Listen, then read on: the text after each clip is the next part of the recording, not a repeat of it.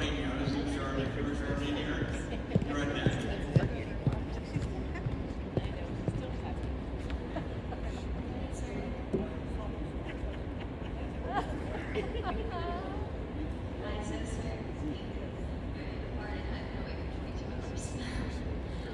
I moved into Deloge Estates in early December, 5 short weeks before the postcards arrived at my neighbor's mailboxes. We purchased a historic 1840s home from its founders. His wife is buried on Diamond Farms. Seeking a rural lifestyle surrounded by quiet neighbors, farms, and specifically the Shaw Nature Reserve is what drew us out to Franklin County. I fell in love with the rolling hills and quiet meadows surrounding our new home, and enjoyed the views from my Now we are faced with 100-foot tall buildings, the destruction of over 300 acres of meadow and woodlands, an industrial park in our backyards. Not only are we losing those peaceful rural views, but our environment, lifestyle, and nature reserve are all at risk. A point no one is bringing up that I would like to focus on is evidenced by the testimony provided by applicant's attorney on January 20th, 2026, which is found on page 165 of those meeting minutes, in which that attorney states that the purpose of their rezoning request was to construct a data center, and then request that the commission table both those applications in the same length of the regulations tabling. From their own sworn statements, following being sworn in, this application always was to rezone to a data center. Yet when we review the paperwork of the application, nowhere in it does it say data center. In fact, they rely on the application emphasizing commercial usage during traffic to their location, emphasizing 60,000 vehicles daily, and hinging on MoDOT's proposed expansion. The sheer fraud and misrepresentation of this application alone should be grounds for denial.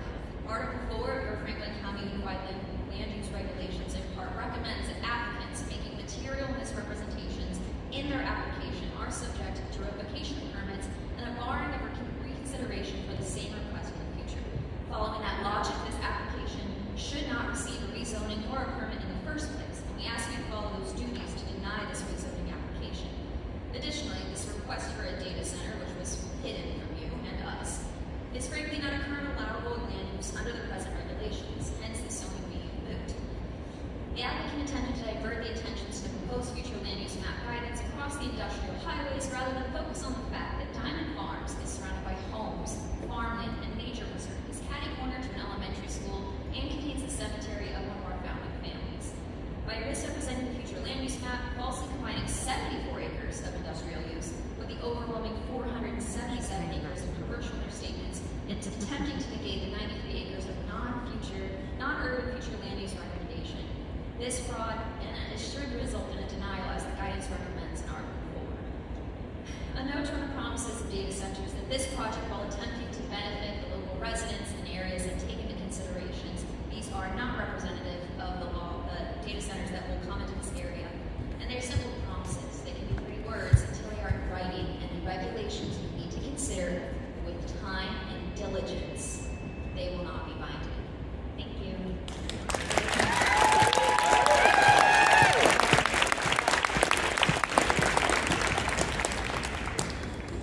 Is Charlene here?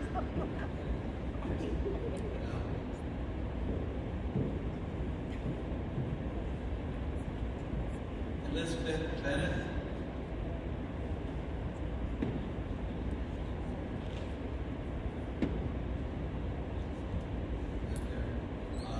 Sherman Smith and Nick. Sherman. You're on there. Yeah, he's here. Yeah.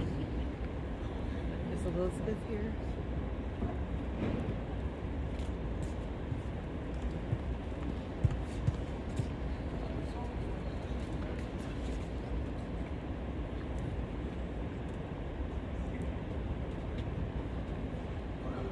Elizabeth, we're going to put you on deck.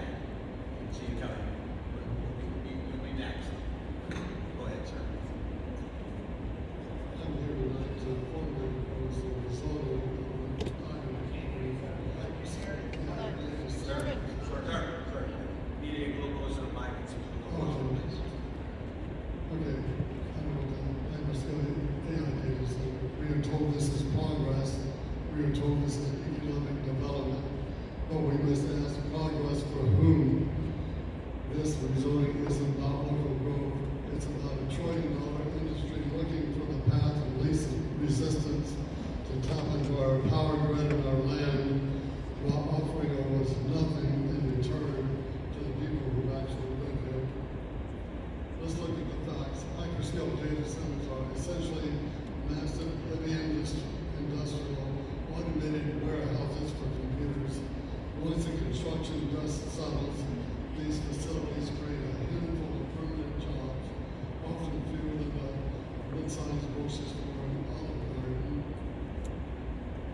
does a company like Meta or Google really need a chapter 100 tax break to build here or to, of course not.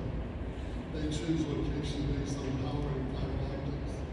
By granting this rezoning and the inevitable tax abatements that follow, every request for a tip, you aren't incentivizing the project, you're giving away our tax base.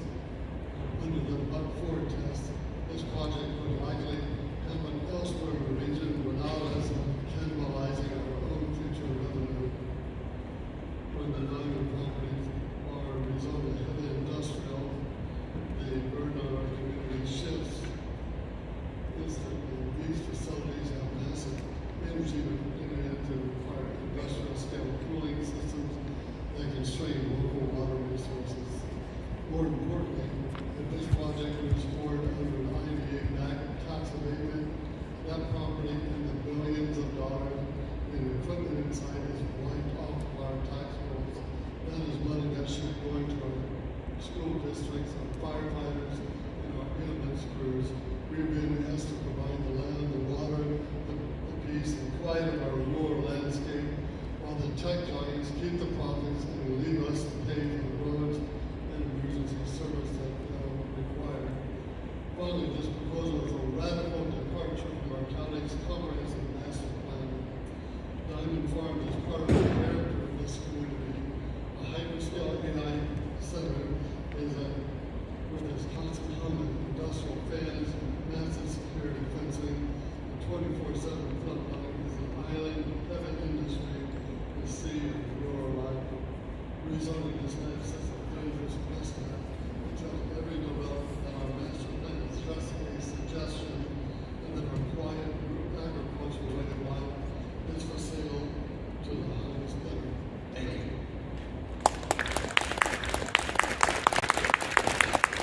Thank you.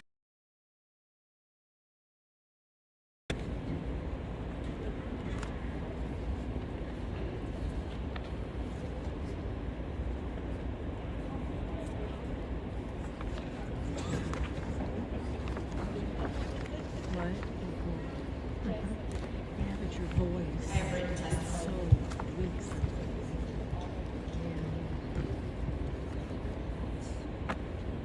When you get up and speak again, just try to push. Good morning. I feel kind of Yeah. redundant in introducing myself again. I am Elizabeth Alley Bennett of Robertson, Missouri. I'm here today to express my strong opposition to the proposed data campus development at Diamond Farms, asking to deny the rezoning request. I'm going to go off on here.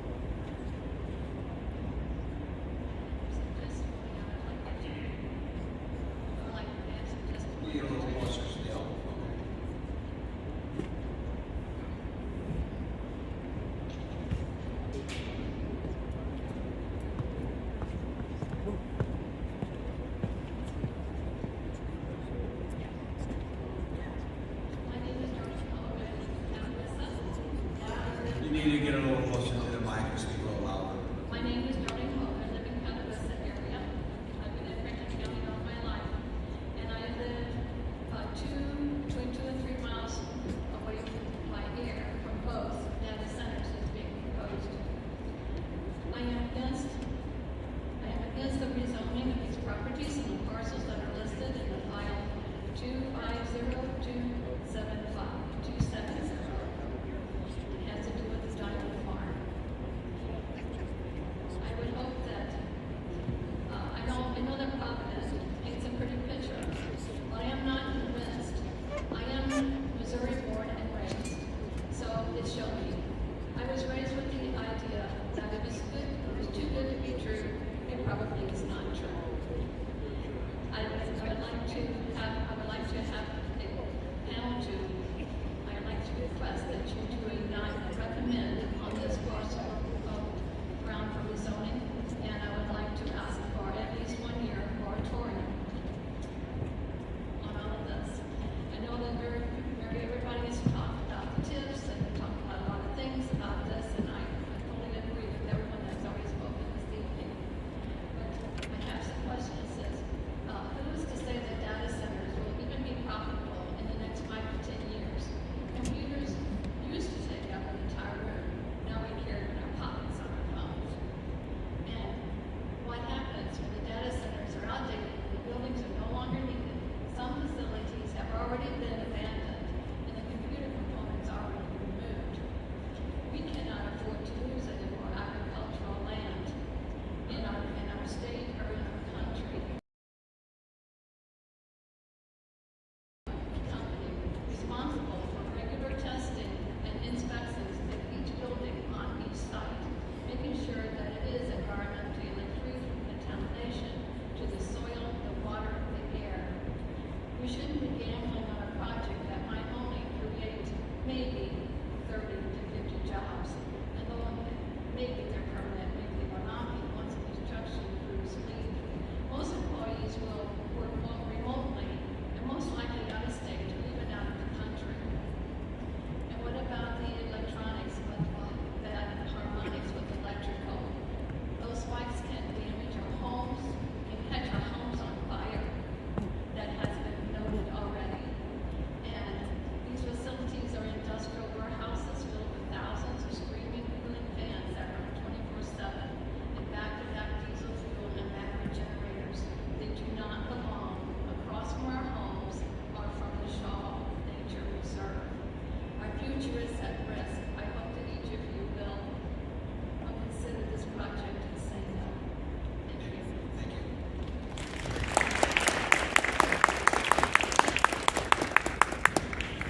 Good job.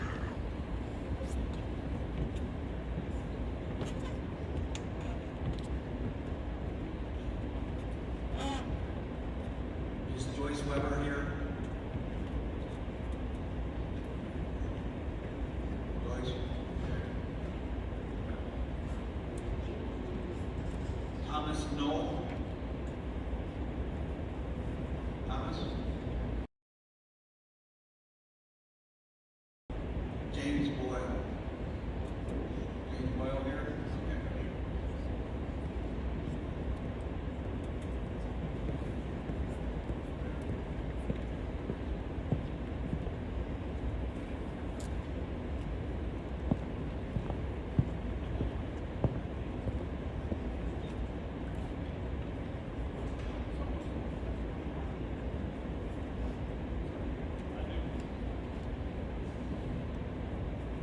Okay. Okay. What specific type of tax will they pay? They keep saying all this tax money's going to come in, and we're talking about tax money. Is this a property tax? Is this a sales tax? What kind of tax is it? When I go to the store and I buy a sandwich, I pay a sales tax, right? They won't specify what kind of tax this is because they're not going to be paying taxes. I think that's pretty obvious. My understanding about Provident is that, I don't know which one, but one of the guys from Provident was associated with Blackstone, which my understanding is they own BlackRock. Those are the companies why your kids can't buy houses. That is their business practice. So I don't think doing business with them is a good idea. One of the other things that I noticed is they don't want houses to be built. I'm not necessarily against all kinds of development, but I find it particularly interesting that part of their argument is we want these things data centers here, but we don't want houses, because that brings children and families, and that's hard on the roads. And the worst thing we could possibly have is houses and families. There's a really interesting concept here. Anti-humanism. They hate humans. We are the carbon they want to reduce. I don't know if anyone's ever come across that before. Every day in the US, 41 farms are closed or absorbed. That's not good. Where are we going to get our food from? Are we going to get all our food from China? Right? Because if the argument is we need to have these data centers in the US, national security, whatever, first off, I don't believe that because the companies that use data centers are wildly corrupt. But I think food production is a little bit more important than cat AI videos. We don't need that. That's junk. That's trash. Throw that in the trash. Yes. There was a battery fire down in Fredericktown, Missouri, about 6 or 7 months ago. Neither of the developers have talked about the amount of lithium-ion battery backup systems will be in these buildings. If we're going to talk about pollution, we need to talk about lithium-ion battery fires. How many batteries are going to be in each building? The facility in Fredericktown was a recycling center for batteries. It's a fraction of the size of one of these buildings, and people in Fredericktown had to evacuate up to 7 miles away. People closer had to shelter in place. Every kid that goes to school anywhere around here is going to get sent home with a shelter-in-place or evacuation order as part of a safety plan. Think about that. I can't imagine worse PR than that. And that's just the PR aspect of it. What if it does catch on fire? Thank you. Yeah.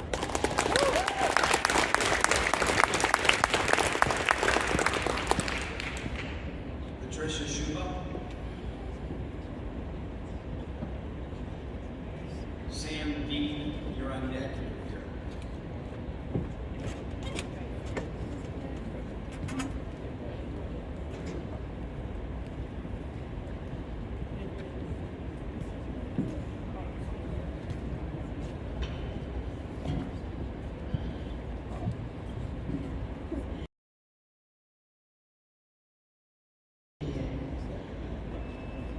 Good morning. I can't believe we are still here. It's 2:09. I'm sort of hoping you can wrap this up so folks can go home. I'm talking to people out here who have to be at work in the morning. Even the police officers, I think some of them have to be back at work very early in the morning. I don't want to take up too much of your time, but I submitted documentation tonight that gives you a reason to say you have to look at what's coming down the road as far as protections for our county and for our state. We have an opportunity to say let's wait until those bills and legislation are considered. I think that's reasonable. I did want to say specific to this site, I heard some things tonight about the impacts of sound and not to worry about sound. And I know some of you went on a field trip to Altoona and we're measuring the noise outside of that plant. I think it was already established plants are built in different technology. When someone says to me they're just looking at ambient noise, that's not enough. You have a physician who's joined your ranks, and I think you could probably say a few things about that. The types of noises that can affect the inner ear, affect the function. We have, if we go forward with this, that they have to do continuous monitoring for those different types of decibel types. And that was referred to earlier in testimony tonight, that there are multiple, that low sort of hum that you don't hear, that you maybe feel. So standing outside the plant in Altoona, and you say, I don't hear any noise, you wouldn't. That's a different type of sound. Since it's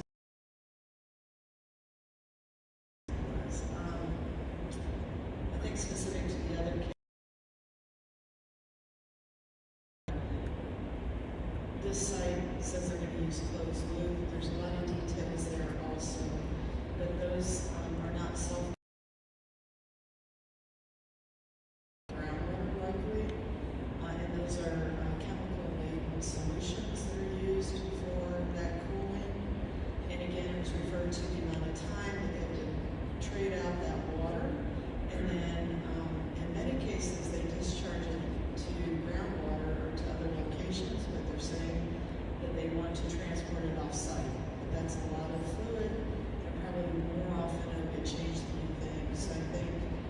some of those things into regulation after taking a look at maybe some expert advice on what's really going to happen. I never sort of trust someone who says, buy this from me, and they tell me all the details about it. I'm going to go look what someone else has to say about that. So take your time to investigate how these things are really going to work. Again, I appreciate being here tonight, but maybe we need to have another hearing. Thank you.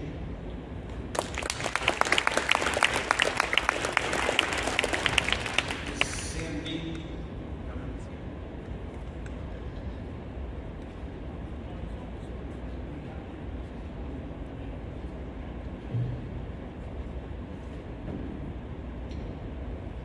Good evening. My name is Sam Dean, and I represent Pacific Group Coalition. If this property is rezoned, we are being told that the county, local schools, and other taxing entities will receive millions of dollars from these data centers. But there's an important point that still has not been answered by county leadership. Those revenue claims are being presented as though they are guaranteed, fixed, and protected for the long term. They are not. Our coalition has repeatedly asked for binding documentation showing the real numbers, the assumptions behind them, and the enforceable guarantees attached to them. And to date, the public still has not been given that information in a form that justifies a permanent rezoning decision in front of the public, guaranteeing that the county, schools, emergency services, and other local entities will actually proceed. What we've been given are projections and promises. That is not the same as a protected financial commitment. And even if those projections are accurate today, that does not mean they will remain protected tomorrow. The state of Missouri is actively discussing major tax policy changes, including eliminating state income tax. If the state reduces or removes a major source of revenue, that money will have to be made up somewhere else.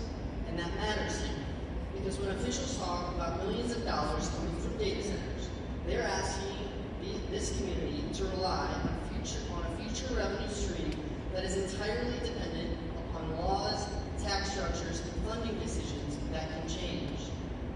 No one can guarantee that future legislatures will not redirect, offset, cap, recapture, or otherwise restructure how new local revenue is treated. No one can guarantee that Franklin County will actually keep every dollar now being implied in these discussions. So before this county makes a permanent land use decision of this magnitude, the public deserves those more than estimates. We deserve real numbers in writing. We deserve full disclosure of assumptions behind them. We deserve enforceable protections before any rezoning vote is taken.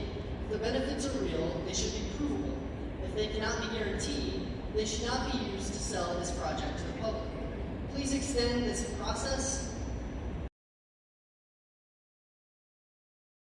Move forward on assumptions. Thank you.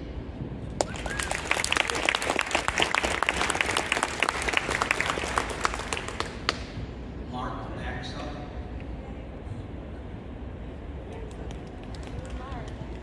Dana Briggs. You're on deck.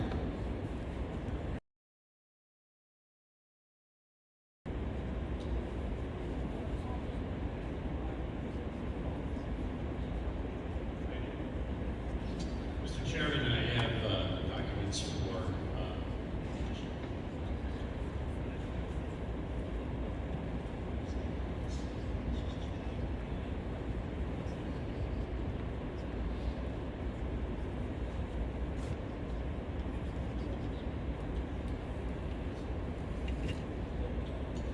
so for the record, reflecting in a combined files of 250269 Diamond Farm 66 and 250270 Diamond Farms LLC. You already know that I am Mark Baxter, and I do speak on behalf of the 46 property owners inside of the Deloge Estates, located in Mill Ridge, adjacent to the property of discussion. So let's begin with this. Data centers have become an essential part of our economy, our supply chains, our national security, and our daily lives. These are facts. But not every location of a data center is appropriate, nor for this industrial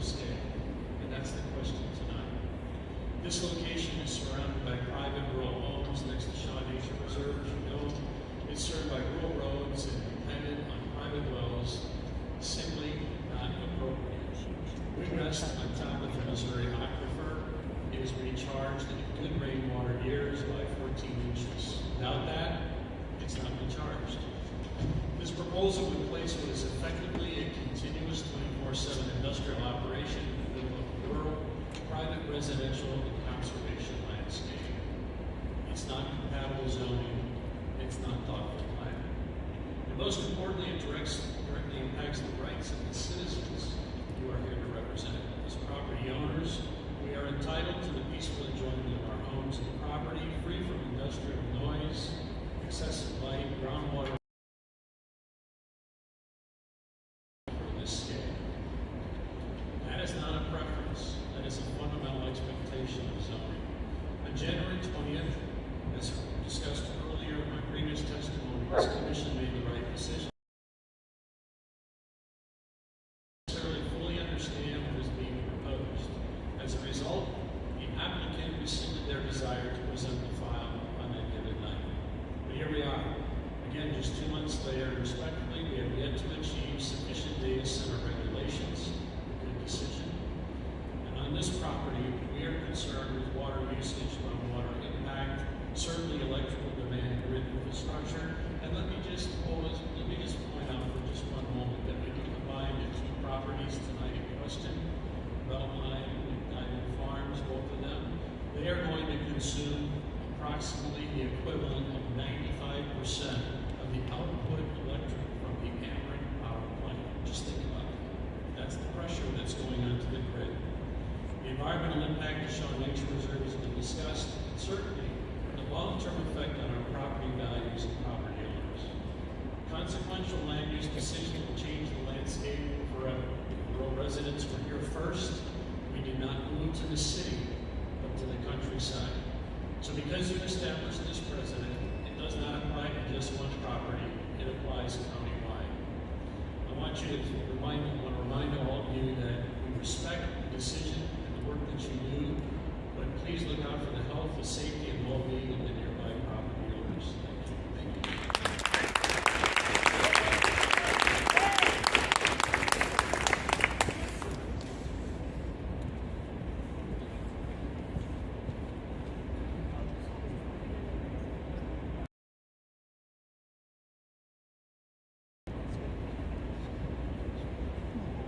I have written testimony.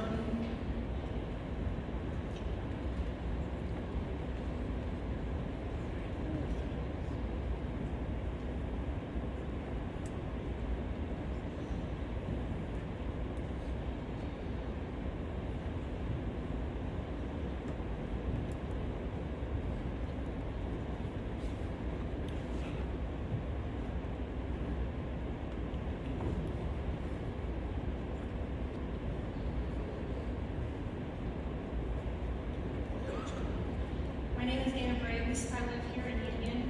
As a member of Shaw Nature Reserve, I'm opposed to the Diamond Farm and Diamond 66 zoning request. Shaw, a nonprofit, has been operating for more than a century, beginning in the Garden's Life Plant Collection. The Nature Reserve is home to the Whitmire Wildflower Garden, a 3-acre Missouri native garden with more than 500 plant species. These native plants are important to our state because they're accustomed to our climate and soil. I don't know if you guys realize this, but soil is very particular to the agricultural area. Like the soil matters to this area. So it makes these native plants the optimal solution for important ground cover that prevents flooding and soil erosion. Protection of these native species are incredibly important to not only me, but the animals and the pollinators that depend on these plants as refuge and food source. Croplands and urban land use does not consider biodiversity, and the importance of these native species should not be underestimated. For those of you who aren't aware of the importance of biodiversity, you guys have seen those giant, essentially crops, just like corn is one of them that's really popular around here. Yeah, that's the difference of having an entire, acres and acres of corn, or having corn, beans, tomatoes, potatoes. So biodiversity is very important for a farmer. These native species can be priceless for future generations, and they have the best chance of survival in our climate. Shaw Nature Reserve has been doing the work to protect these valuable native plants, and their dedication should not be undermined by the monetary demands of others. Changes in landscape play a significant role in plant diversity biodiversity decline. Should this proposal be granted, I ask what protections will be offered to guarantee that the building of the data center will not affect plant and animal life? Will there be any restrictions or requirements to ensure that wind and water erosion from the property that was previously used as farmland won't happen? Cover crops and tree lines are examples that prevent chemicals and pesticides from leaching onto nearby properties, which obviously they were talking about previous farmland. I'm extremely concerned, and I fail to see how these plans protect contaminants. They were so gracious to provide a map. You guys can look and see that Bush Creek is not being protected in any way. Bush Creek runs onto Shaw Nature Reserve, which runs into the Merrimack, which runs into Mississippi. This actually could affect more than just our state. Mississippi goes all the way down to the Gulf. So this could essentially have effects in the entire United States. If you guys aren't aware about hypoxia, it's a thing that actually happens. The red zone happens every year. There's a ton of fish die off. So I would thoroughly encourage you guys to look into this. I'm just a farmer. I really wish that I had more information to share with you guys, but really I hope you guys do your due diligence on this. Thank you.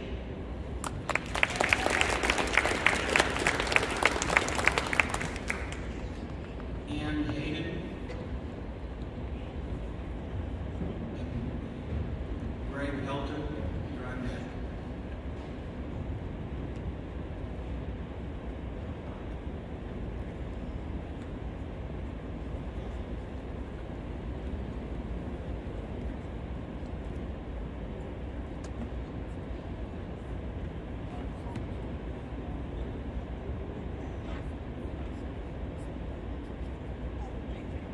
I have written testimony.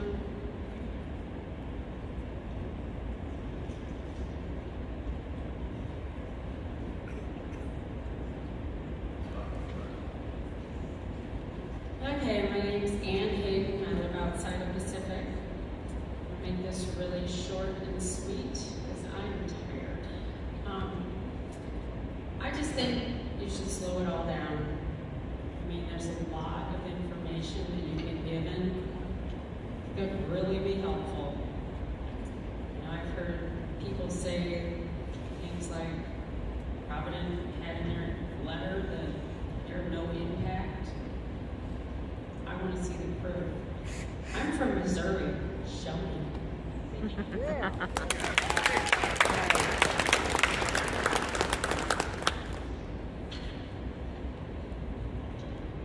Greg Helton. Here.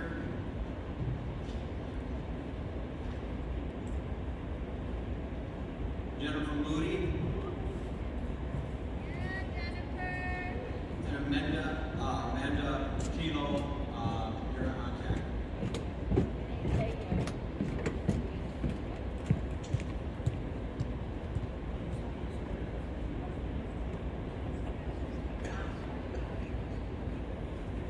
Good morning, everybody. I would like to start this testimony with a land acknowledgement. We are meeting tonight, this morning, in the historical homelands of the Osage, the Oceti-Sakowin, Kickapoo, and the Kaskaskia. I can hear the spring peepers singing loudly outside my window.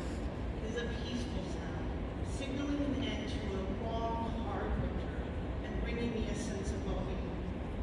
When I moved to Labadee about 2 years ago, I moved on to 5 acres with a farm, 2 dogs, an intermittent creek, and a wooded hillside. We are actively working to restore the woods by removing the invasive honeysuckle and ribbon, replacing them with native trees, shrubs, and wildflowers. Though I haven't been here as long as many, I feel a strong connection to the land and an opportunity to steward these 5 acres, to improve them, to leave them better than I found them, to create an ecological legacy of a healthy forest filled with spring wildflowers, native fruit trees like persimmon and wild plum, wildlife like farms less than 3 miles from my home. It's all of this at risk.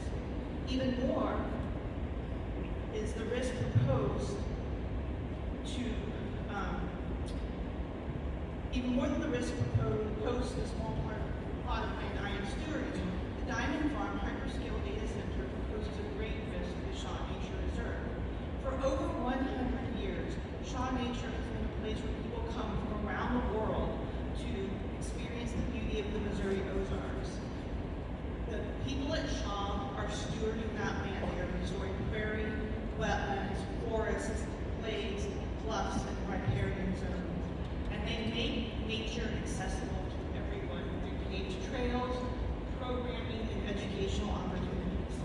Wichita is home to over 800 species of plants, over 80 species of birds, including bald eagles. A recent survey found 9 bat species, including lactating females of the endangered Indiana bat, frogs, toads, snakes, deers, and other wildlife called shaman. And we can't forget the hundreds of species of native bees, beetles, moths, butterflies, ants, and other insects that are an important part of our ecosystem. What written legally binding guarantees you have that this will not be the case? I ask that you focus. I do not think it is worth our natural heritage and ecological legacy to line the pockets of a few multi-billion-dollar corporations. Thank you.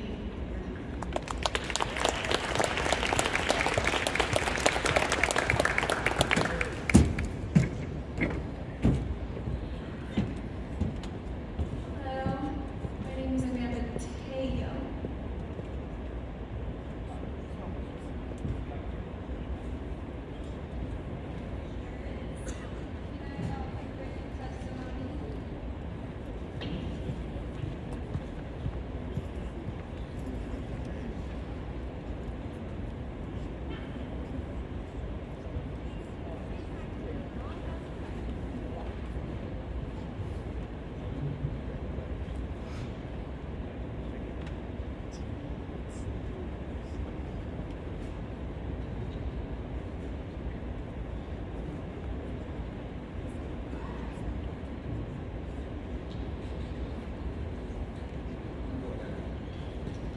Okay.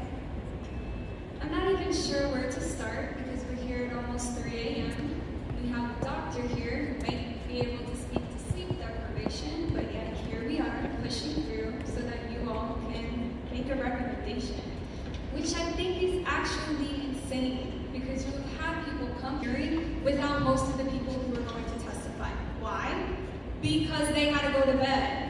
And that's for the ones who oppose and, that are against and also are for. Like, where are all the laborers? How to go to bed? Crazy. And I myself was actually in your ER on Sunday. I didn't see you, I guess you weren't working. And it turns out I needed to get my gallbladder removed.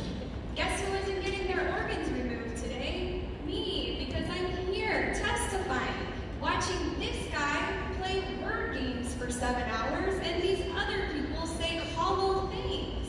So let's talk about what it looks like to have the tree lines, right, that are used as buffers. Has anyone seen that? Because we've actually had no conversation about what the buffer zone is going to look like.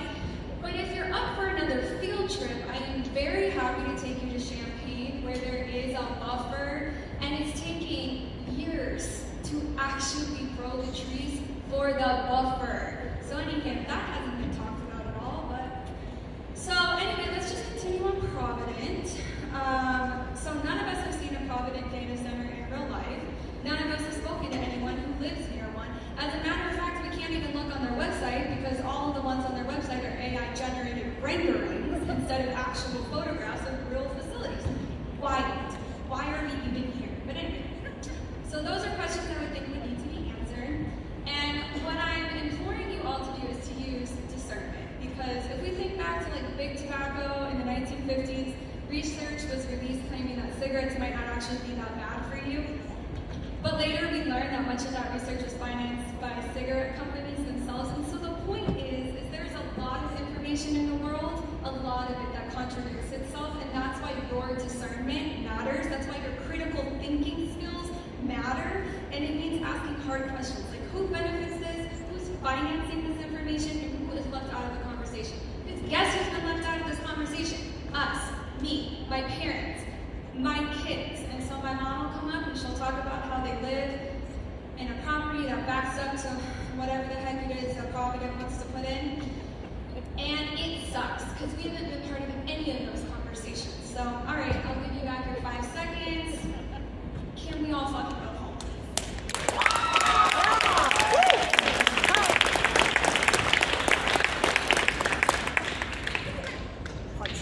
Roberta Carpenter.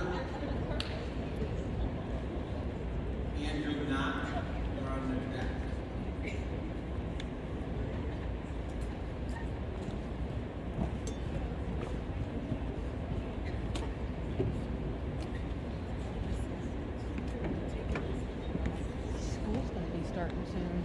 I have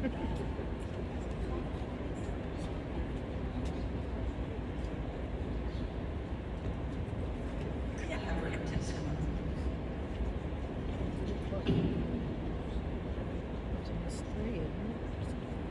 I had written testimony for each of these. One of them, you'll see, is a setup. When we first heard that there would be a data center in our backyard, I didn't panic. I used my methodical methods and started. So you'll see what I did, and you'll learn about the people I have talked to there. And so it's a little bit different than just driving by. So that's one of them. The other was, I was going to talk about my family, as my daughter Amanda said, how her kids run in my yard and play in the creek and play hide and seek in the woods. And one of them had a duplicated one. The doctor said he should be fine, but he could be very susceptible to respiratory illnesses. So that's a concern for us also. But what I really want to say is, in January when I was at the meeting, I heard people question two young men that wanted to open a diesel repair shop, and they were grilled with all kinds of questions. We knew who they were. Today we're asking to rezone land for a developer to put a data center on it. But they're not going to live there. There is somebody else in this picture, and if I can believe Dave Schatz, because around 11:15 today he told me, well, we don't know who they are. So would we rezone a property for a big box store that some builder wanted to come in but couldn't tell you who was going to be in that store? No. What are we doing? The proper way to handle this. We need the whole picture. That's it.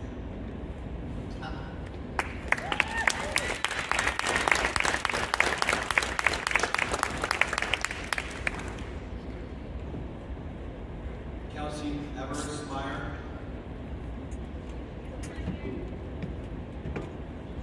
Not here.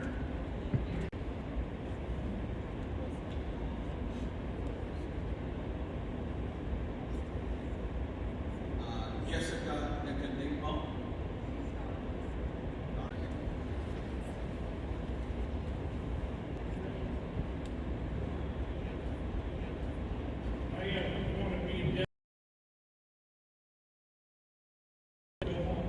Think about this, how the future Franklin County, I that shit on.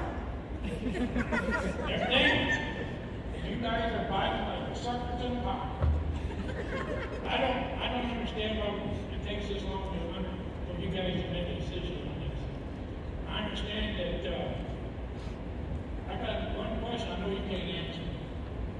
Nobody here lives south of 44. I understand you took a bus ride to Iowa. I'd like for you to take that bus, load these jerks, and get them the hell out of town. There you go.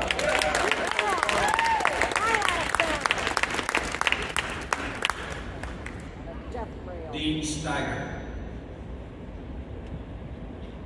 Yeah, these are informational only. Dean? Thank you. You're gonna pay.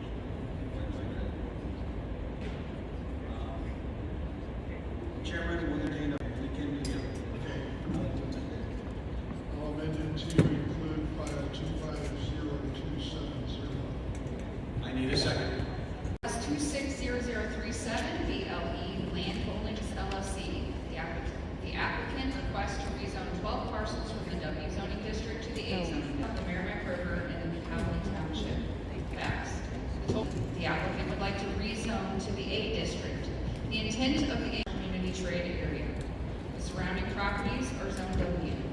The nearest properties with A zoning are approximately 0.6 miles to the north, just south of the city limits of Pacific, and another property approximately 0.6 miles to the southeast. The subject parcels are primarily surrounded by low-density barn. One parcel contains 9 outbuildings. One parcel contains a house built in 1930 1935 and 5 outbuildings. One parcel contains a house built in 1958, one parcel contains an outbuilding, and one parcel contains an office/garage built in 1998 and an outbuilding. There is one intermittent stream that runs through the property, as well as at least one pond or lake. Part of the northeast area of the property is located within the floodplain. Staff comments. Rezonings are allowed in our regulations due to the ever-changing conditions that exist in the county and elsewhere. According to Article 14, Section 321, any such change must promote the health, safety, morals, comfort, and general welfare of Franklin County by conserving and protecting property and building values, by securing the most economical use of land, and facilitating the adequate provision of public improvements in accordance with the master plan adopted by Franklin County. Thank you.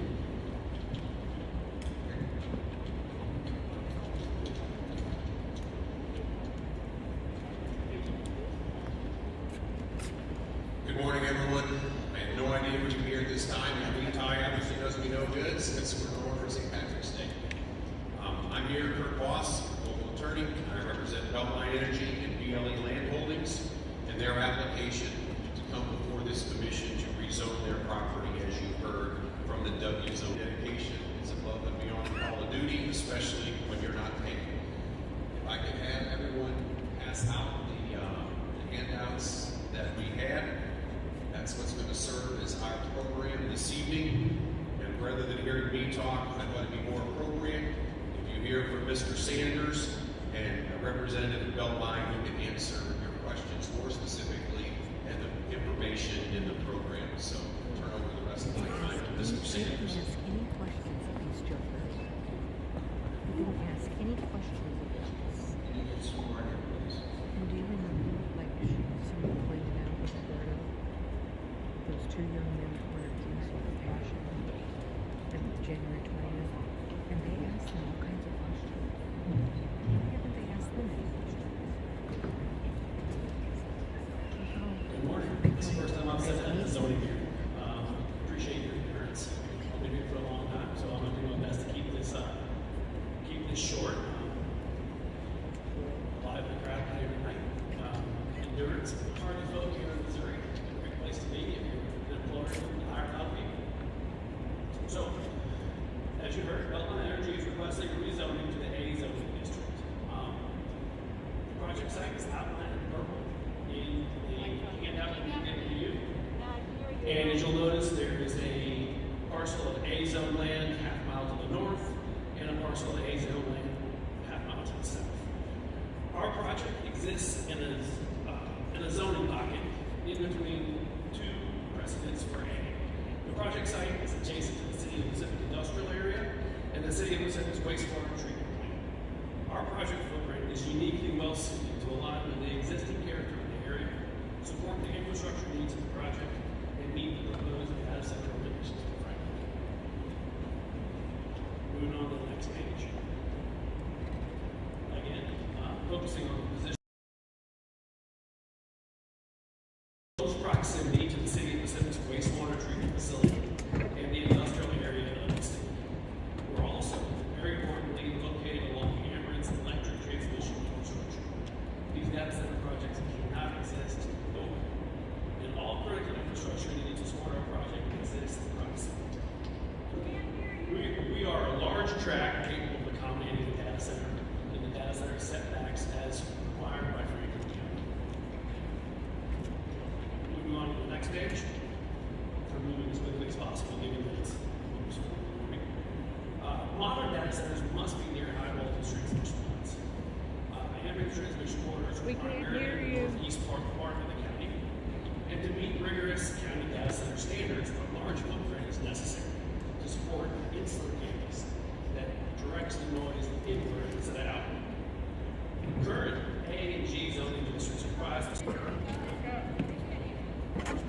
Moving on to the next page. We're addressing the setbacks.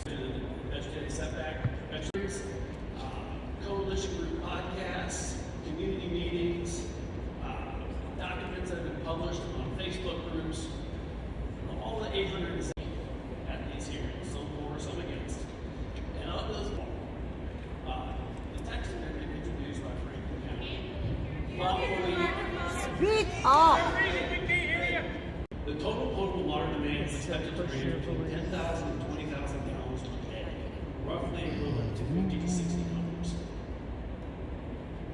Proposed regulations. The proposed data center regulations in Franklin County. Our goal is to partner with the city of Pacific. It's our preference to utilize treated wastewater to arrange that type of water sales agreement. We will rely on a closed-loop air-cooled system, the same as the other applicant.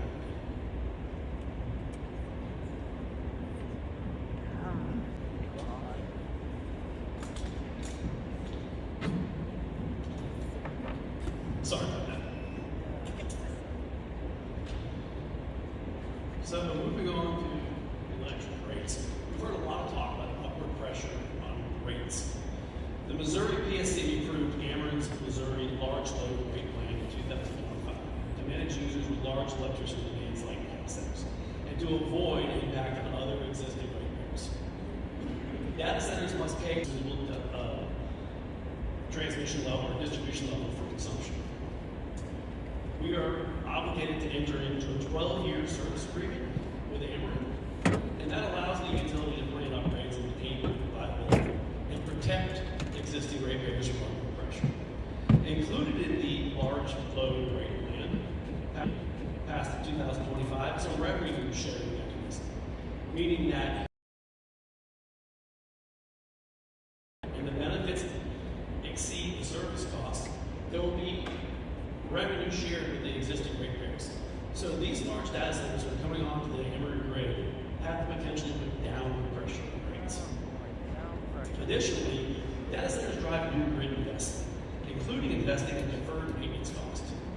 Ameren, along with almost every other utility in the United States, has been deferring maintenance over the last 20 or 30 years because load growth has been flat, or maintenance has been delayed because load growth has been flat. Data centers are bearing the brunt of that deferred maintenance all over the country and Missouri as well. Otherwise, those costs will be passed on to the existing ratepayers. They're being owned by new data center customers. Moving on to the next page. Sound. Our Merrimack Valley Technology Park will be designed to properly mitigate sound in accordance with county regulations. Our facilities are designed with inward-oriented campuses to minimize sound from generators, school equipment, and loading areas. Additionally, the large site that we are pursuing allows for significant setbacks from property owners, internalized infrastructure placement, and landscape buffers to preserve living areas. This design approach mitigates visual, operational, and sound impacts and complies with the existing Franklin County data center regulations. Generator testing will be limited to 10 p.m. to 4 p.m. on Monday through Friday. And this next part's important. Currently, we have a thoughtful text amendment that addresses sound, but it's unquantifiable. It references a vague ambient noise limit. In order to avoid disputes and headaches in the future, this really needs to be quantifiable. We can't have subjective ambient as a threshold because ambient noise can change from day to day, hour to hour. So we would respectfully ask you to consider quantifying the decibel levels. 60 during daylight hours and 50 at night is aggressive on a national level and adequately and appropriately protects the citizens of Franklin County.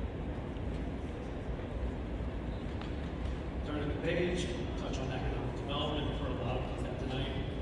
Our proposed facility is roughly $17 billion private capital investment in Franklin County. Private capital investment in Franklin County. We're going to generate roughly 1,700 to 27 high-paid jobs during the construction period, which will last roughly 7 to 8 years. We have a 6-year ramping schedule with Ameren, and they give us a slow, steady increase in megawatts over time over a 6-year period so they can protect existing ratepayers. And that leads to a long, extended construction period and maximizes the economic benefit of the construction project. Once finished, we'll have 16 to 17 buildings that roughly hire 30 people per building, so we're estimating 510 high-scale, high-tech permanent jobs in Franklin County. 510. By our count, that makes us the third or fourth largest employer in the Data centers expand the tax base and allow the community to achieve development objectives earlier than otherwise possible contemplated in the comprehensive plan. Data centers create limited demand on municipal services because relative to the $17 billion investment, we employ a small workforce, 510 employees. Doesn't sound small, that's a big number, but relative to the $17 billion investment that we're making, 510 is a relatively small number. We generate limited daily traffic, and we operate within secure campuses. And we put downward pressure on Franklin County tax rates. With us, in your community, the citizens in this room, the Franklin County residents will be taxed less, or could be taxed less, if tax revenues growth directly impacts local tax entities. This will impact schools, libraries, public safety, police, fire, EMT, transportation, infrastructure, and the general Franklin County tax base. Important to note, fire. We've heard a lot about fire. We've met with Chief Sajorn at the fire station. We've talked about the needs of our facility, the personal protection equipment they would need to respond to an emergency in our facility. And they are a tremendous resource for this community.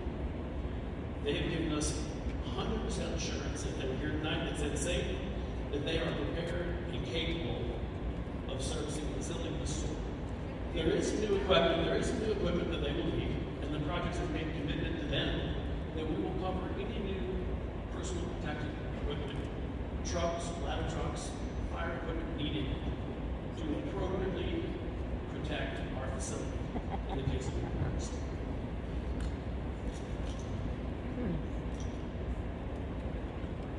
An interesting thing we found out while we were talking to Chief Sajorn, the fire department, is that although we're hearing a lot about concern about fire, there has not been one member of the community, whether that be Pacific or Franklin, that has called or stopped by and talked to the fire department about their ability to protect the community in the event of a fire. We have talked to them, and they're a great fire department, and they're fully capable of protecting this facility. Given that it's 1 o'clock in the morning, I'll use the application to meet the stringent requirements of the proposed Franklin County data center regulations. The project site is positioned between two existing A-zone parcels.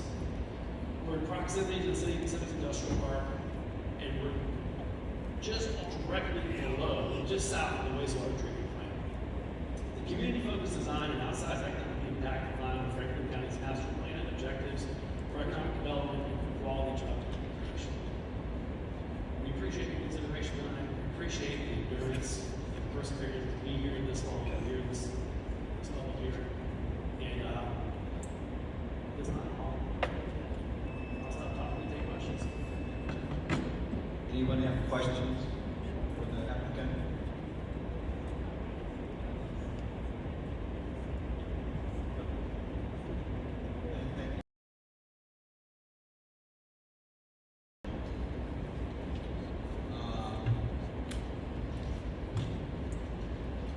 Taking any public testimony or in favor of this, we have Jeff Lucy. Is Jeff here? Thank you.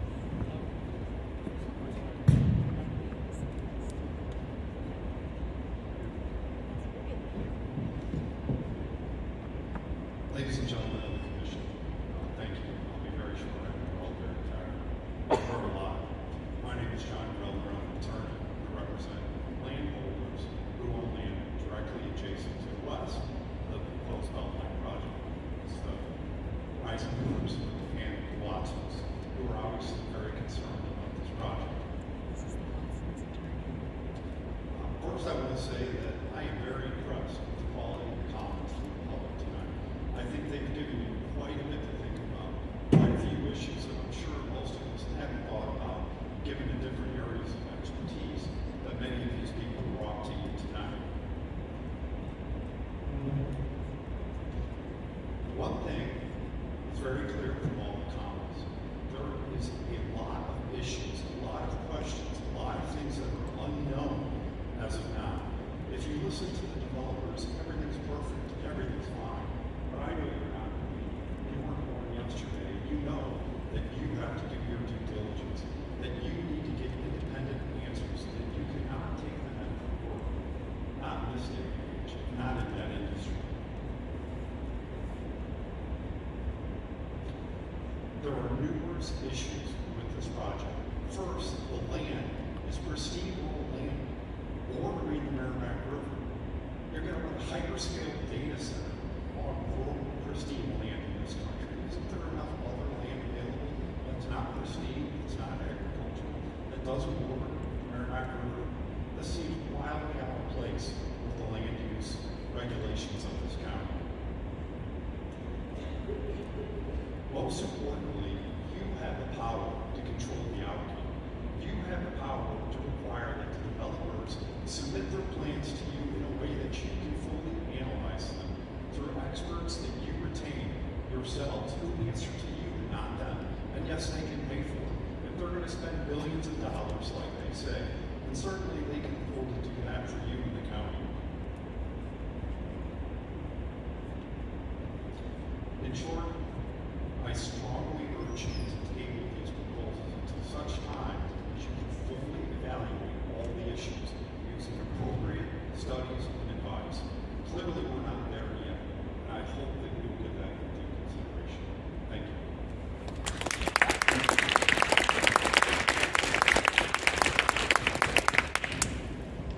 Carol Strunk. April Risen Hoover is on deck.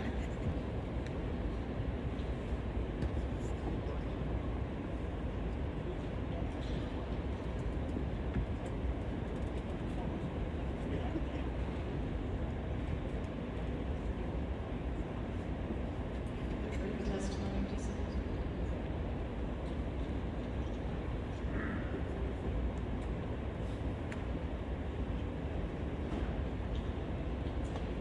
And I'm going to go a little off script. Not too long ago, Beltline was bargaining with the City of Pacific officials and residents to become part of their community and build a data center. They asked the hard questions. They asked for money to do some studies to make sure this was right for their city. And what happened? Here we are. They decided to run to Franklin County, and I'm guessing it's because they thought Franklin County would be an easier target. Don't be afraid to ask the hard questions. If they can't answer them, they can't put up money for studies to be done, then that's a big red flag. Again, I'm going to quote from the article from the STLmag.com. This is not a superficial backlash in one or two places. The article, quoting the Brookings Institute Tech Research, states, communities have leverage when a development like this comes to town. It states that there needs to be greater public transparency, greater economic and financial expertise should be brought to the table to analyze these 60 decibels and 50 decibels, that's ridiculous. That is nowhere near what it needs to be to protect our citizens and our wildlife. Personally, I think they targeted Franklin County because they thought they could push this through without us noticing. Show them that we are not easy targets. Vote no on the rezoning. And I want to quote from Ephesians. Put on the full armor of God so that you can take your stand against the devil's schemes. For our struggle is not against flesh and blood, but against the rulers, against the authorities, against the powers of this dark world, and against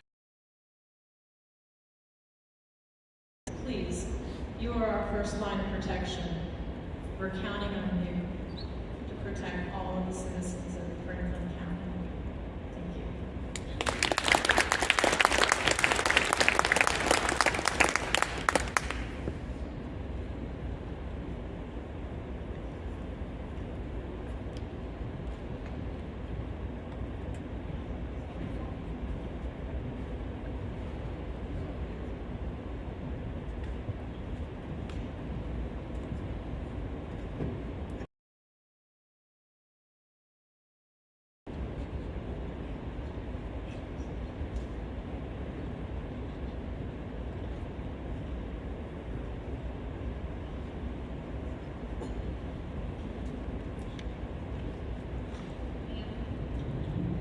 I see that there's 12 copies of this one, and then there's a couple more. Okay, just put in the minutes. Okay.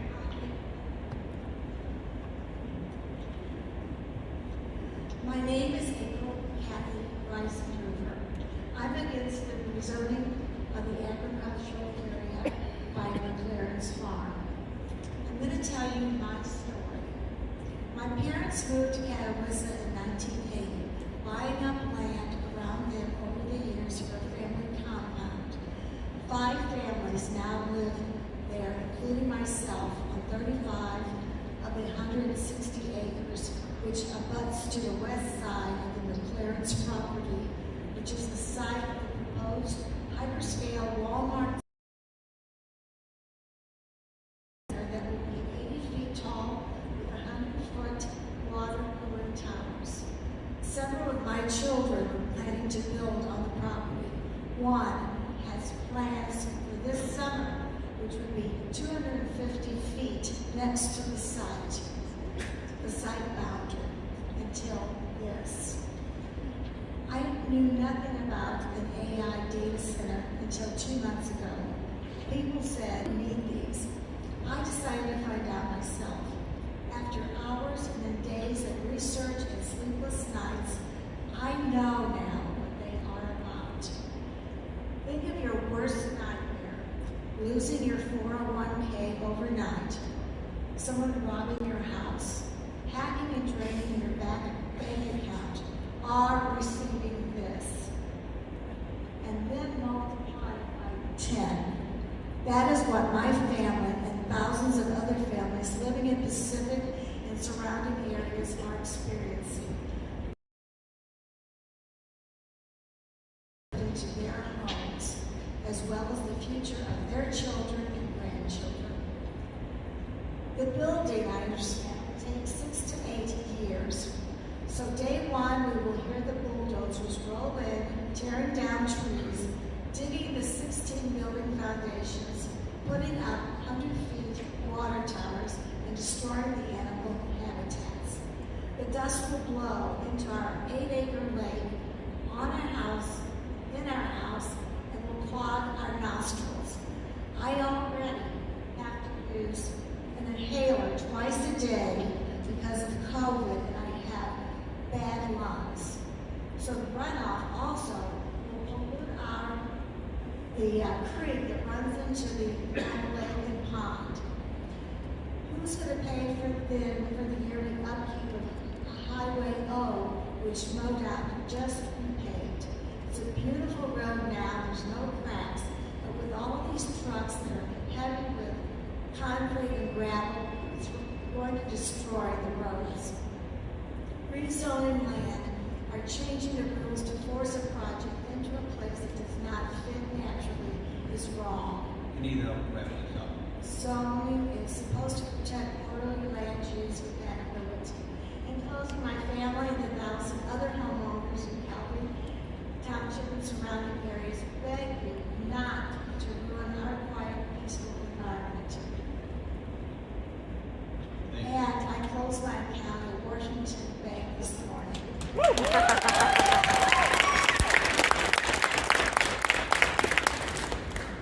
Megan Fitz.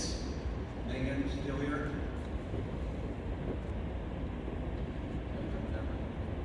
Zachary Hayes will be on deck.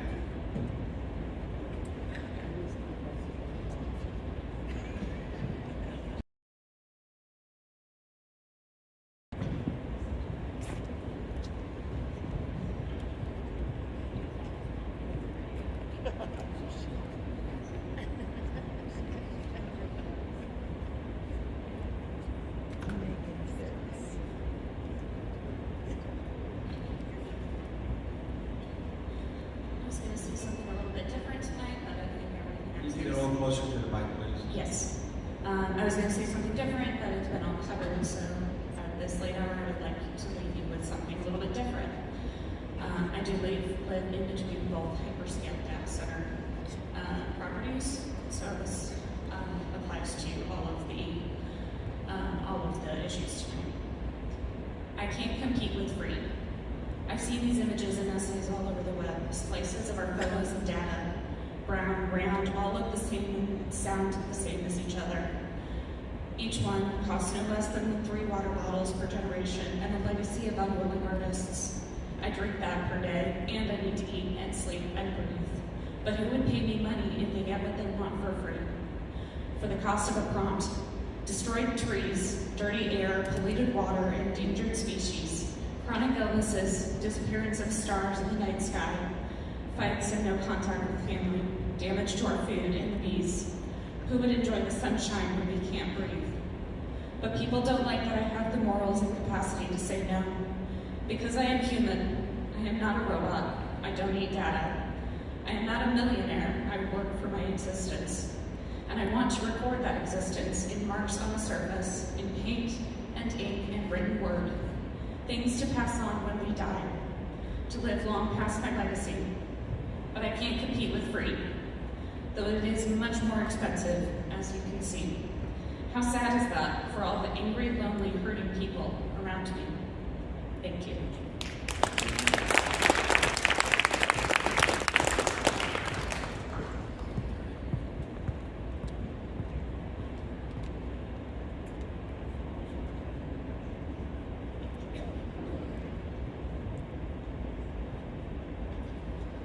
All right, it's late or early. I have no written testimony to submit. Heard a lot of interesting new things about this development tonight. Most of it I did not have a complete picture, only the information.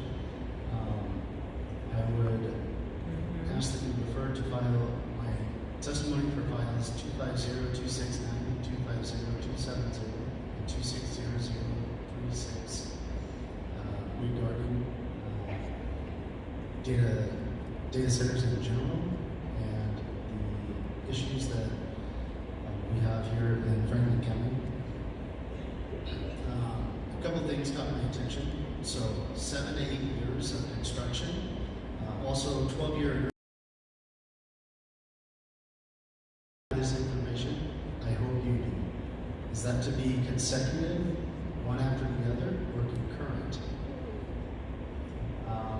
There was mention of subjective measures, thresholds put in place. I think quantifiable limits and thresholds, not just for noise and tests or measures, but all other elements, air quality, water quality. The other thing that catches my attention is the proximity to the Merrimack River. Will the land development alter the floodplain, and how will that affect surrounding residents? I thank you. Good night.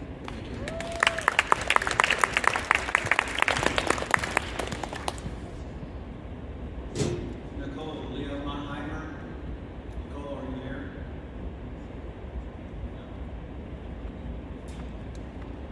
Nancy Watson.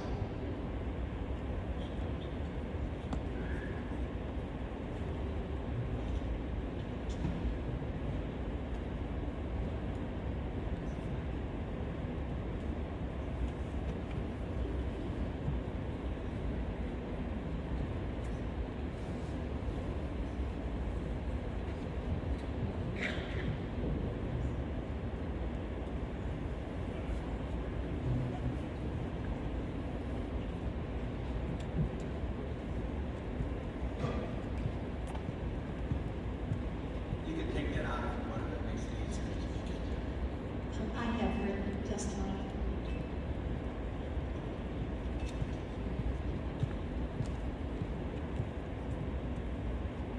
I'm a prop.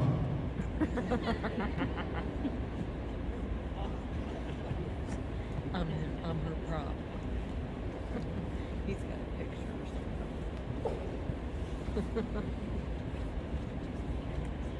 Thank you, Mr. Mayor and Commissioners, for for this opportunity to speak about File 260037. As part of my testimony, my husband has a picture showing where the data center is proposed in relation to our home. My name is Nancy K. Watson. I live in rural Pacific with my husband Jerry. We live on family property. Things request for a zoning change or an amendment of the McLaren properties from the W zoning district to the A zoning district. I am opposed to this change.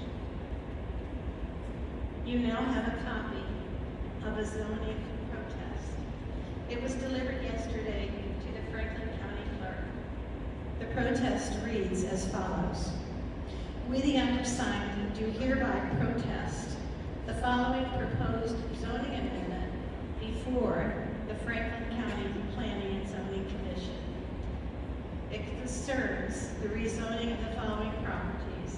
The protest then lists the McLaren parcels in their entirety. Please take notice that the undersigned, being the owners of at least 30% of the properties within an area of 1,000 feet of the left and or the rear of the frontage proposed to be altered, submit this petition proposed rezoning in accordance with the provisions of Section 64.875 of the revised statutes of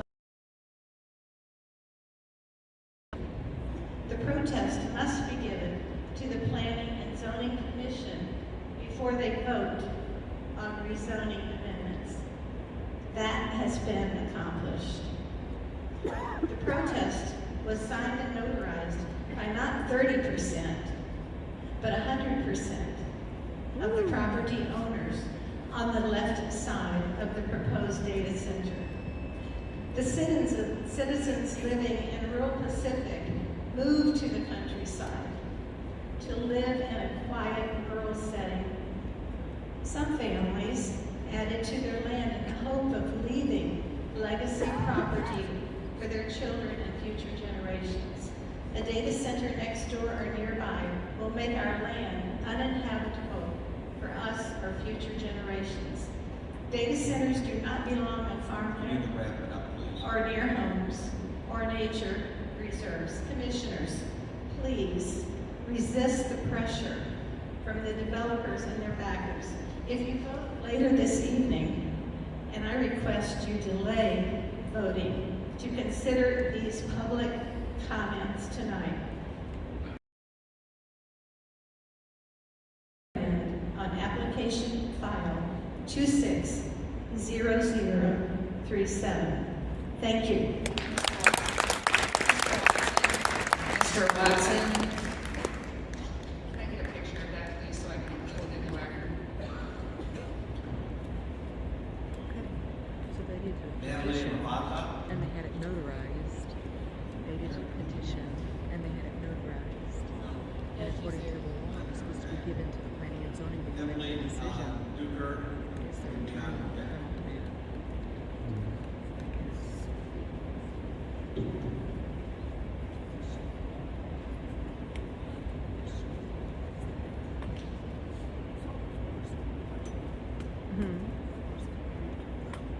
Yeah.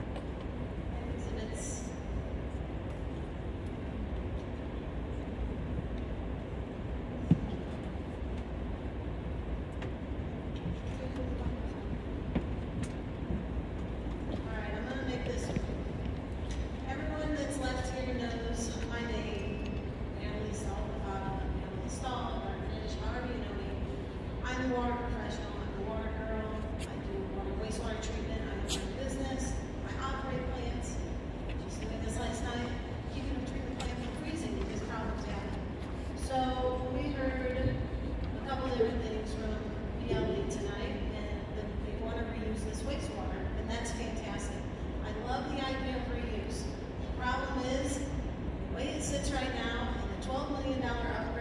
city of Pacific has already planned.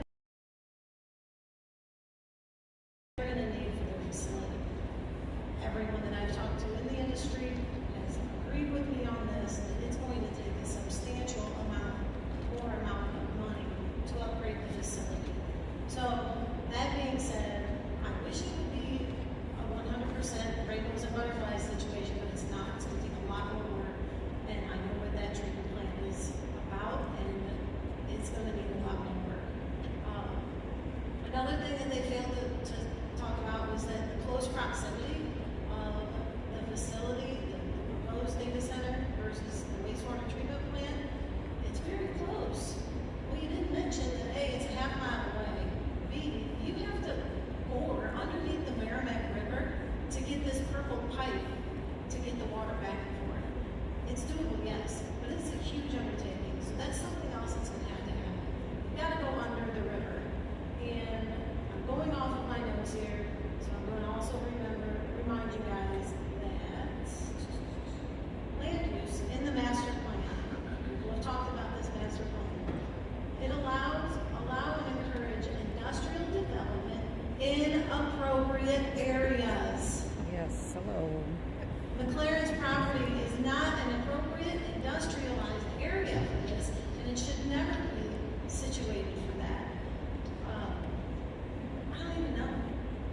I gave you some well information. I'm supposed to talk about wells. I'm going to tell you right now, I'm going to be pissed. And Public Water number 3 drills another well. I can see their water tower from my house. If they drill a well and it makes my well go dry and the people around me, because of the Potomac Depression and the way that these things work, who's going to help me? Who's going to be responsible for me? Because I don't pay a water bill because I'm not in the public water. Who's going to help me? Am I on my own? That's my question. Who's going to help us and the other community wells in the area that if they have murky water, dirty water, dry wells, that happens. Who am I going to? Who am I turning to? Because I don't think you all are going to be prepared for that kind of battle with me. I don't think you want that. Yeah. Nobody does. So, that's it. Thank you guys.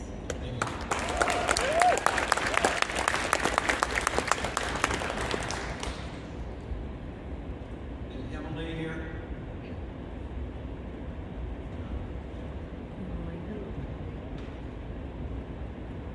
Jim Zenon? Still here?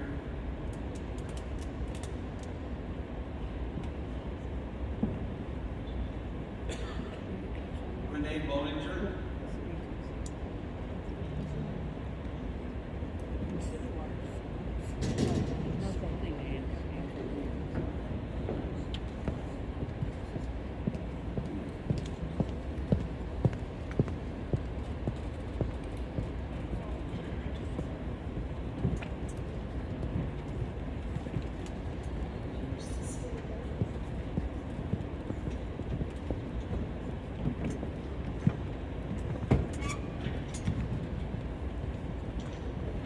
Thank you all for your time. I know it's late, so I'm just going to try to touch on some of the points because a lot of this has already been said tonight.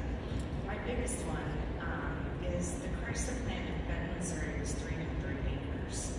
This is going to be almost a little bit bigger, and you want to put it in a rural situation. Our family, we live off Tiny Ridgeway, and in the hillside, we will be in the valley. I take walks every morning. I can hear everything that happens on that road. And if we add construction for the next 6 to 7 to 10 years, they don't know, then we will hear that non-stop every day. The impact to our health has been touch base. We have pleated woodpeckers that I love to watch every day. The owls, all of these things are going to be affected. They're going to be affected by the noise, the non-stop hum. The heat that's put off has been talked about, but also Beltline would.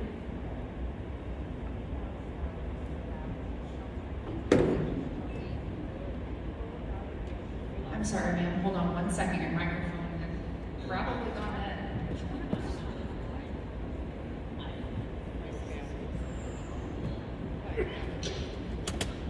You can hear it. Okay. Oh, it's fine. Okay.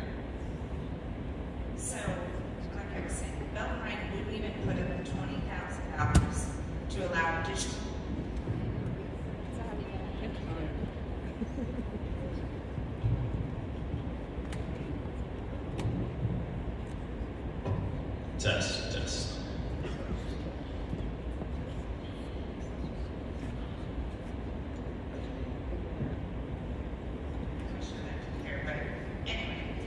They wouldn't allow the funding for additional research to make a full evaluation on the long-term impacts. So now they switch it over to you. Is it for an easy pass? It's late. Thank you guys for your time.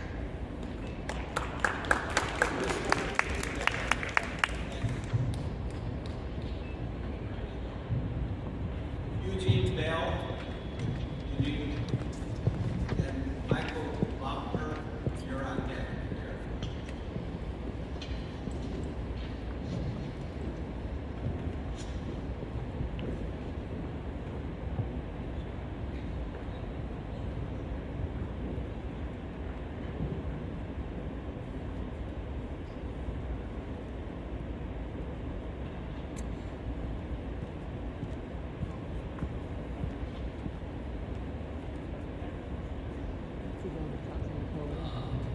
My, Dr. Rosie Scenario was spinning on steroids. I was in the Pacific meeting, and I find it interesting that the number of jobs created, at least construction jobs, has jumped dramatically up from what it was going to be when it was presented in Pacific. I'm reminded that one of the uses for data centers is virtual reality. I think they live in virtual reality. I don't think they're in touch with real reality. I'm glad they're in touch with the fire department, but I think that's another issue because, as has been pointed out, they're on the banks of the Merrimack River on the opposite side from the fire department. And when the river floods, the road goes under. Hope it doesn't, there's no fire when the river's up. That was the one thing I really wanted to bring up about this site. I said a lot about the earlier that I hope you'll refer to with the previous ones because it's got some of the same criticisms about staffing, including the staffing on 30 per building, but are they actually going to be in that building? We've heard so much earlier today about these things being run remotely. I'm not convinced these people are going to be working there, living there, paying taxes there, and shopping there. I just want to make one other comparison. Someone mentioned the railroad boom. Well, of course, that's a two-sided coin. The flip side of boom is bust. And for all the successful railroads we have today, we've got two major abandonments that are being turned into trails in the state, and that doesn't count all the ones of the last century. Good heavens, the name Pacific comes because someone tried to build a railroad to Pacific, meaning the ocean, but they ran out of money, and they named where they ran out, Pacific. It was later picked up, and yes, we've got railroads. But for every Vanderbilt, there were a lot of people who lost money. We just got back from Arizona and boom towns of Tucson and Bisbee, both of which went poof because the ore gave out. Well, at least this isn't ore. But someone once told me that P&Z stands for pay and saw right. Please prove that person wrong. Think about this and be sure about what we're doing, because I actually like data centers, but I don't think either of these two are good locations for one. Thank you. Thank you.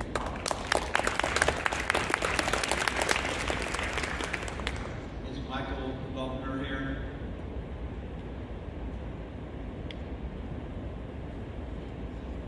Frilla Ashworth? Luella Maxwell will be on that.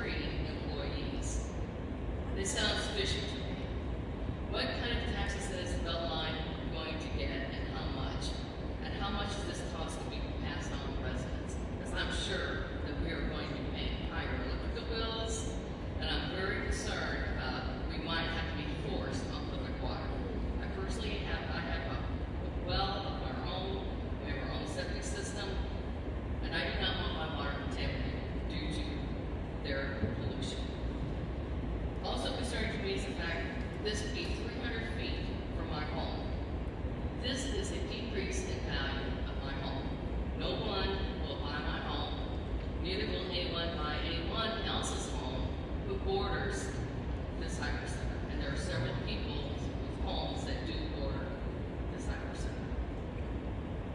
I'm very concerned about the environmental impacts with extreme water use, electrical use, and the Pacific asked them to provide $30,000 for environmental testing.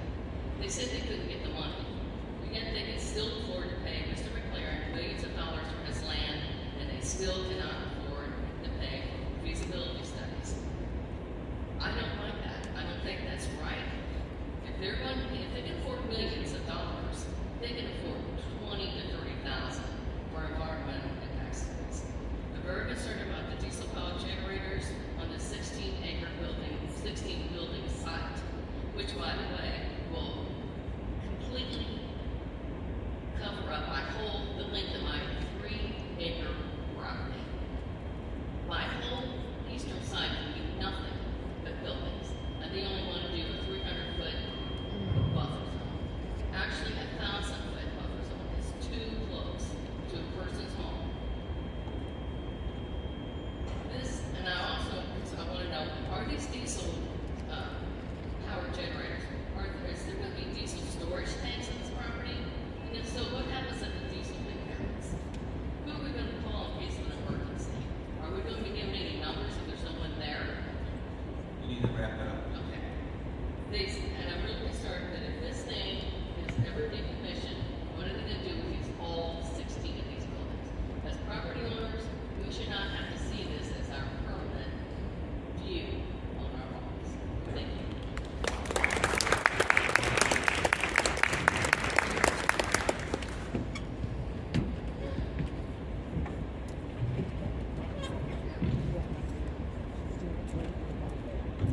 Yes.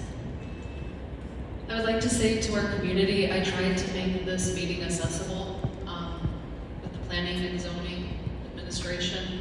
I'm sorry that it wasn't. I tried to get us down here on chairs, and I'm sorry that I wasn't successful. I think it's funny that Beltline and this other group wants to be a part of our community, but they can't even sit with our community. They are literally separated. They can't even be on the same floor. There is a literal divide. Okay, now what I wrote. Okay. So one thing that is lost is the mussels. If they are going to go for the river, some things that threaten our native mussels include water quality degradation, loss and alteration of physical habitat, dam destruction and reservoir formation, sedimentation, loss of streamside vegetation, pollution, invasive species. It's from the NDC. You can look it up. Word. Let's see. Beltline is not willing to agree on a funding contract. They slashed it from 20,000 to 10,000 to nothing, and we're going to jump ship from here. Okay, here we are. The failed funding agreement would have allowed Pacific City officials to fully and independently evaluate Beltline's rezoning and annexation requests. To rezone properties for a new use and primary purpose, independent impact studies needed to be completed. On the top of the list would be how potential rezoning would affect critically endangered species on the property and surrounding areas, and also the residents, but it's kind of clear how, you care about us and some other people. Let's see. I cited the law 405, section 90. No one else seemed to catch that. I don't know why. Why is this up to us? Why aren't our government officials sticking up for us? Yeah. Yep. Let's see. Brought up the endangered species, brought up our own citizens. I mean, I just think it's funny that they want to be a part of our community, but they can't even be in our community tonight. That would have shown a lot. You could have pushed the tables back and put chairs all over. That would have gone a long way.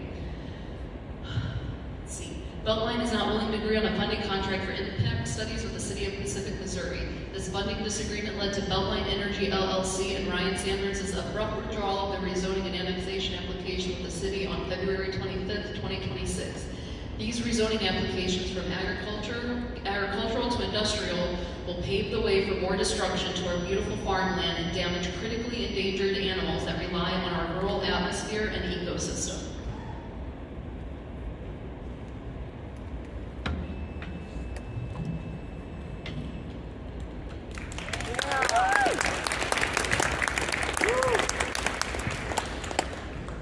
Speaking John truth. Casey. John Casey still here? Corbin Shannon. And Van Dyke.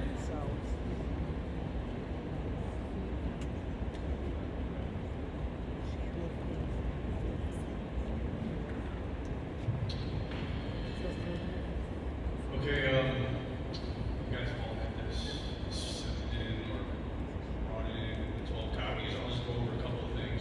It's the counter arguments to the justification for rezoning file 260037. One of theirs, they say in number 3, again, I'm not going to go over all this, but I already sent it to you guys. Future use according to the future land use map in comparison to proposed zoning. The 14-year-old future land use map designates this as non-urban, and evolution does not justify override. The plan strategy 2 under land use objective 1 decreases density away from developed areas. This parcel is remote from urban infrastructure. It is not a transition, but a rural buffer. Proximity to Pacific's industrial park ignores Pacific's own rejection, withdrawal amid opposition, and staff concerns about incompatibility. The statements that the McLaren Farm property lies directly south of the City of Pacific's industrial park and is near established municipal infrastructure is misleading, as McLaren Farm is separated from both the industrial park and the municipal infrastructure by the Merrimack River. Of course, BLE knows this because, as their plan showed, to access the wastewater treatment facility, it was under that very river. In the same way that in the statement that the McLaren Farm is adjacent to existing industrial development is similarly misleading, as there are no industrial zones south of the Merrimack River. All of the industrial zones are north of the Merrimack and away from the river. Also, I will point out that the City of Pacific's, is this me? That's static. The City of Pacific's own staff report on the McLaren property done by GBA outlines that this is not compatible with that area of the McLaren Farm.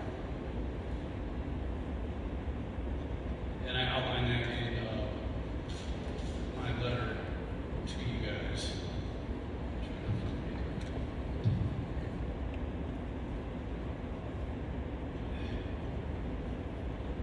Well, I also don't think that you guys should override the City of Pacific. The City of Pacific should be able to make its own decisions, and it should not be overridden by Franklin County. Thank you. There we go.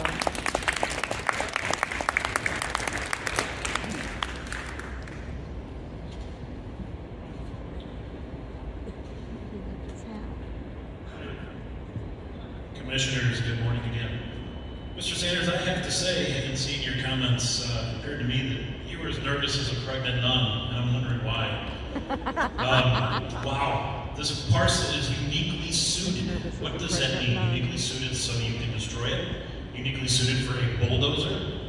I deer hunt in this area and have for 25 years, and every day I have seen endangered hellbenders, bats, mussels, and the protected eagles. Who are you to destroy these wonders of nature? In your statement, you said data centers create downward pressure on electricity rates. Who was the author of that study? Bozo the Clown? Previously, you said it was a $16 billion project. Now it's a $17 billion project. What is it going to be next week? That's laughable. It previously, give or take. Which one is it? Oh, and by the way, you also mentioned you spoke with our local fire department where you promised them fire trucks and equipment. Did you seriously just admit that in front of these citizens? Quid pro quo bribery of our fire department?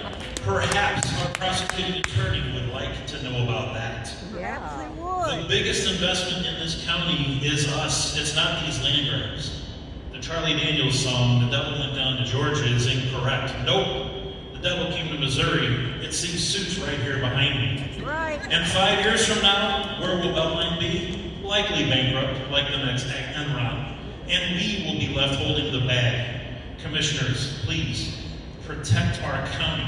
Send this devil back to Georgia. Yeah. They have never built a data center, only solar farms. Are we the people of this county their guinea pigs? Yeah. No, we're not. Gentlemen, don't ruin your state, not ours. You refused to provide $20,000 to the city of Pacific for needed studies, and you tried to reduce it even to $10,000. Why? And now here you are, shopping for a willing sugar mama in Franklin County. Commissioners, do not be their dance partner when this Titanic hits this iceberg. They attempted to defraud the city of Pacific, and now they want to try the same with you. Intentional omissions, lies, and pie-in-the-sky projections is fraud. Commissioners, please be better than that for the people of this county, for us, for the wildlife, for the waters, for the God-given blessing that is Franklin County. Their PUD, Beltline's PUD, might well have just been filled out by a 10-year-old with a crayon. Don't take their lives. Again, commissioners, you work for us, not these corporate predators. Send these devils back to Georgia, to Beltline. This is the show me state. Show us the facts in a binding contract, or get the hell out of our state.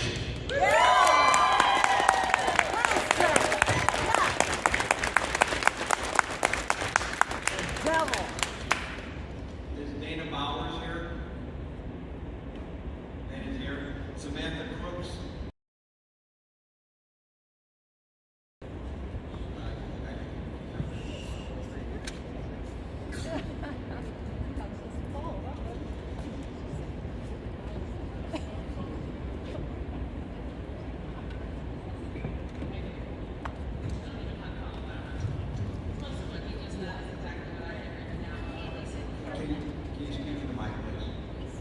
I said I don't even know how to follow that one because most of what I wrote down was I didn't have anything prepared for this one specifically. I was waiting to see to listen to lies spewed from Beltline's mouth again, as we heard down in the Pacific. I encourage you all to follow in the example of what our alderman in the Pacific did. I commend them for standing for our city. And I hope that you follow suit. The February meeting, 3 different versions of a financial funding agreement, and Beltline couldn't even follow through with that. They show up to the meeting, did not want to have discussions about it, and sent an entire high school room full of people home with no answers, not allowing us to speak or have a voice. And lo and behold, here they sit, trying to take over the entire county instead of just trying to run it over our city. That I am not okay with. That's fraudulent, with a lot of information that's been provided. And I will touch on what Corbett did as well. How dare you stand up here in our town and admit to the fact that he went to our fire department and blatantly bribed them, coerced them into funding, wanting to back this project by him funding new equipment for our fire department? That's disgusting. Do we really seriously want to have a company doing business in our community that admittedly stands here in front of us bribing our people? I really don't think we do. That's not how we do things here in this county. We've got a minute left. I'm going to tell you this. I've done my research. I have a son that has an illness that is incurable. I have another son that has a TBI. I've done my medical research. I use all homeopathic medications to treat my boys. These type of facilities will mentally, emotionally, physically harm the human body. It will also deplete our natural resources in the way that I use alternative medication forms to keep my boys healthy. Please, I implore you, this is just not the place for it. I don't have a problem with them, but not here. Put them in already heavy-duty industrial zoned areas, not take over our farmlands. Thank you. Yeah.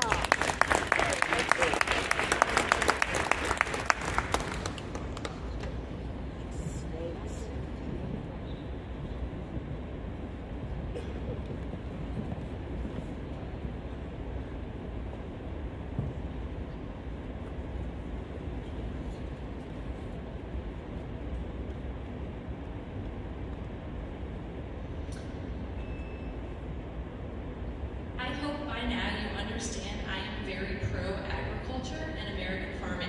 Did you know March 15th to the 21st is National Agricultural Week? The MDA posted, all week we're celebrating agriculture, Missouri's top industry, which contributes $93.7 billion annually, from beef cattle, hogs, chickens, and turkeys to hay, soybeans, corn, cotton, and rice. Missouri is an agricultural powerhouse. But the reality is 2,000 acres of farmland per day is being destroyed in the United States.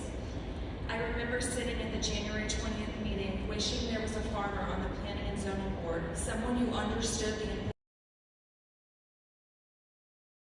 The rumors proved to be true. The farmer wasn't there because he too was trying to rezone his land to become concrete. The rezoning request for this property is absolutely devastating news. When farmers do not want to protect their own land, it becomes a major concern. When one piece of farmland is given up, it doesn't just affect one farmer, it affects all of us. Because farmland is not just private property, it's a part of a shared system that feeds communities, supports local economies, and sustains the land itself. When farmland turns into industrial ground, it changes everything around it. It changes the water, it changes the wildlife, it changes the future of the neighboring farms still trying to hold on. And it creates a ripple effect because when one farm goes, it becomes easier for the next to follow. Franklin County does not need more industrial properties. It needs a planning and zoning board who are for the county. It needs to fight against the temptations of money and promises that won't be kept.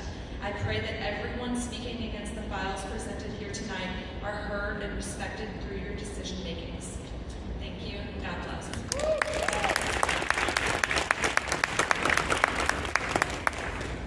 Rochelle Bailey.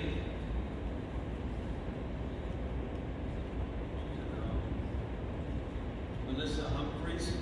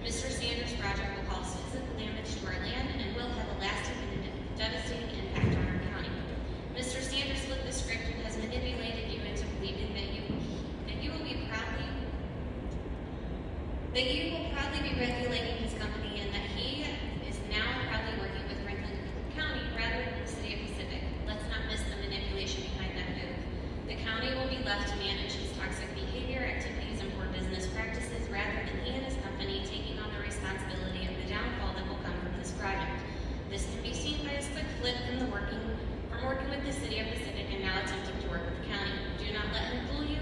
You are voting to rezone wholesome agricultural ground that you cannot get back or restore to its richness again for decades, if ever.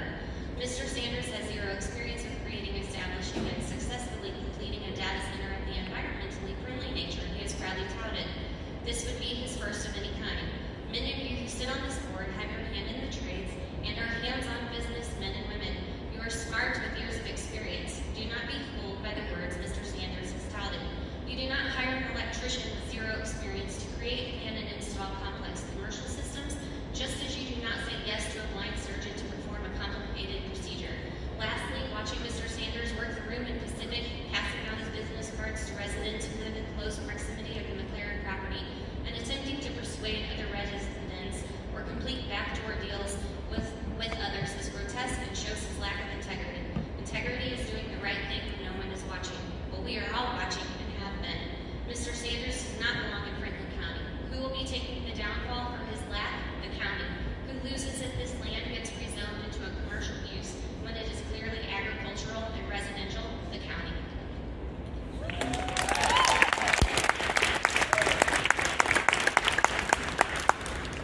Claire Mueller. Claire still there?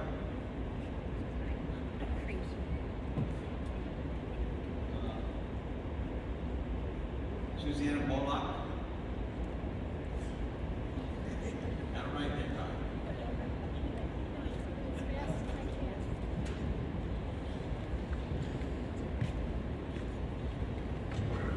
This one stinks. Oh, I'm sorry.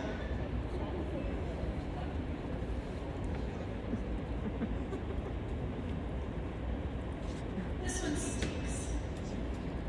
I don't think I have to say any more, except that he said, oh, we're either gonna use, oil or groundwater, we have to talk. Get it all closer to the mic, please. That we have to talk to Pacific. Well, he's already talked to Pacific, and he's shopping vendors or shopping, yeah. And that's all I need to say about him and this issue, except I have a question. Why are we here at 4 in the morning? Yes. I think we're staying around because we want to look you in the eyes if you decide something unseemly. But we could have adjourned and come back another day. I'm willing. It's 4 in the morning. Do you stay up this late? Because I don't. Thank you. And consider adjourning it to another time. Because I don't know about you, but I'm not thinking on all cylinders.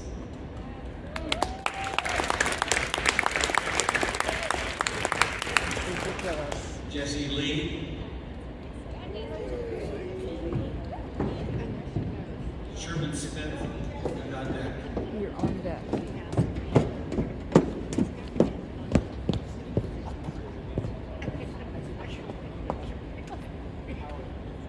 I so swear, thank you. On that comment of not firing all cylinders, I, in 2 minutes, have officially been awake for 24 hours, working on data center research. And as a general point of order, I would like to recommend to this Planning and Zoning Commission that decisions for files heard during this hearing are tabled, continued, however you see fit, due to cognitive dysfunction as a side effect of sleep deprivation. I would also like to make it known to the Planning and Zoning Commission that I have photographic evidence of several of you falling asleep during testimonies. In regards to file 260037, discovering that this file will be introduced to the unincorporated Planning and Zoning Commission of Franklin County as a request for rezoning was interesting, not at all surprising. It has been made clear that the municipality of Pacific, where this rezoning was first brought, wished to employ due diligence in their process, and I applaud them for it. Pacific's request for more information, time, and expert testimony show that Pacific representatives were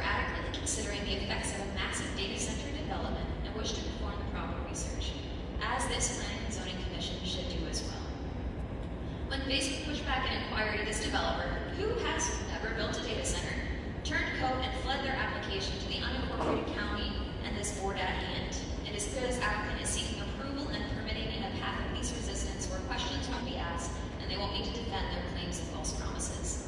I'll also re-bring my own concern the policies of several counties throughout the country that it is massively important that we not only limit the number of hyperscale data centers in Franklin County, but also the location of them and attribute to each other. The risks and dangers associated with massive industrial parks being within close proximity are vast, with the emphasis of experts warning of grid overload, insufficient emergency services, catastrophe and natural disaster response times and cleanups, and intense pressures on our water systems and concentrated pollutions. As experts are recommending, data centers of this scale should not be placed within 25 miles of each other to assure adequate safety. Additionally, the rezoning requested Beltline to for industrial purposes, as mentioned by my peers, is a direct conflict of the continuous land use of Franklin County Master Plan. Surrounding this parcel is currently a cattle farm, an agricultural site, are homes, subdivisions, other farms, and the Merrimack River. Sites that should be protected and not subject to massive industrial complex within their midst. I watched the live stream of the Pacific meeting where the Beltline salesman attempted to hawk the notion of data center as a positive thing. The presentation was not only riddled with conflicting statements, misrepresentations, and several false promises backed without data or expertise.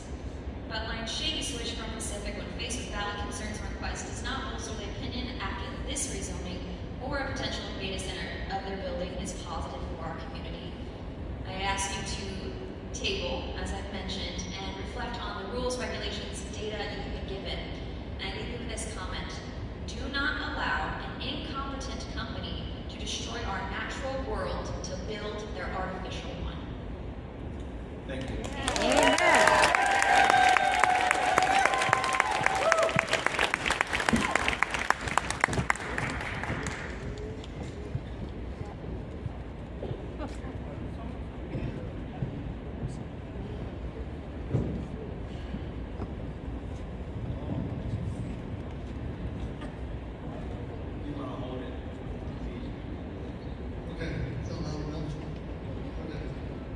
I stand before you tonight to address file 260037 regarding the proposed Beltline Energy Data Center. This project should not move forward, not because of the technology it brings, but because of the shroud of darkness in which it was conceived and the profound ethical conflicts at its core. For months, the citizens of this county were kept in the dark while a web of non-disclosure agreements were woven around our public taxing entities. Between December 25th, 2025 and January 2026, NDAs were executed with the City of Pacific, the Fire Protection District, the County Commission, the Merrimack Valley School District, and the Inlet District. This is not about protecting trade secrets. It was a coordinated effort to prevent public oversight of our project that threatens our utility rates, our water table, and our rural character. The most troubling aspect is the dual role of Bill McLaurin.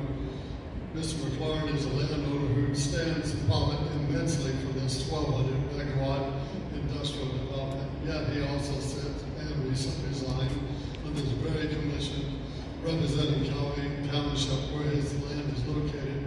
Mr. McLaurin admitted publicly that these conversations with Beltline began in the early summer of 2025. This means while he was serving as a public official, privy to discussion about our unified land use regulations, he was simultaneously acting as a private businessman negotiating a massive land deal.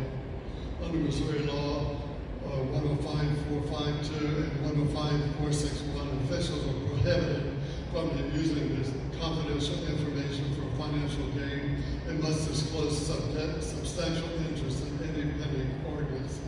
This isn't just appearance of impropriety. This is a structural conflict that undermines the integrity of this commission. Furthermore, we are witnessing a textbook case of forum shopping. When the City of Pacific realized they were being bypassed and their board of aldermen were being kept in the dark, like we voted on February 3rd, 2026, the City of Pacific unanimously voted for no more secrets, unredacted the emails and effectively shut down negotiations. Now, because the developer or landowner can no longer hide behind secret city meetings, they have retreated back to the county to push through this rezoning. Mr. McCormick previously warned Pacific that they were getting all the problems and no benefit if the project stayed in the county. Now the city has demanded transparency, and he's asking this commission to grant him exactly what he claimed was bad deal for the community. Thank you.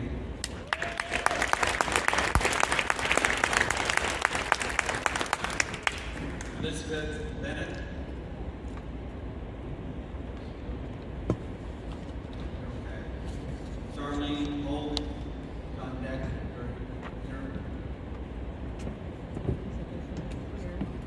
Yes, you did.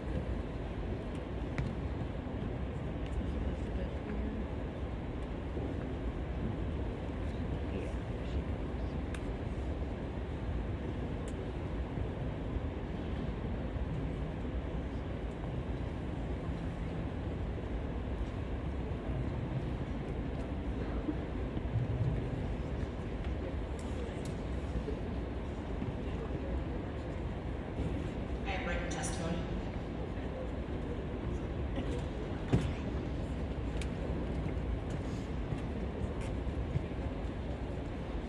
Hello again, I'm Elizabeth Allen Bennett, Robertsville. I really love my sleep, but I love my community more, and that's why I'm still here at 4 o'clock in the morning to do this. I'm here to express my strong opposition to the proposed data park development at Crooked Creek Beach and ask that you deny the rezoning request. Converting agricultural land for industrial use fundamentally alters the soil and character of our community. The shift results in permanent loss of productive farmland, the destruction of vital green spaces, and the degradation of fragile ecosystems, all of which diminish the quality of life for all our local residents. Furthermore, approving even a single rezoning request is a dangerous precedent, making it increasingly difficult to resist future industrial sprawl to our rural workers. I also have other concerns I'd like to address regarding emergency services and response. I know some people covered it. Pacific Fire Protection District maintains a total of 21 firefighters. I found that information by emailing them. Station 1 is outside the Pacific city limits, and Station 2 and 3 is for Robertsville and Catawissa. Is a combined staff of 21 sufficient to manage a multi-hour hazmat event at a 498 or 16 building data park without leaving the rest of our community unprotected? What about the event the area is flooded and other districts or emergency services are unable to reach our community? I know Mr.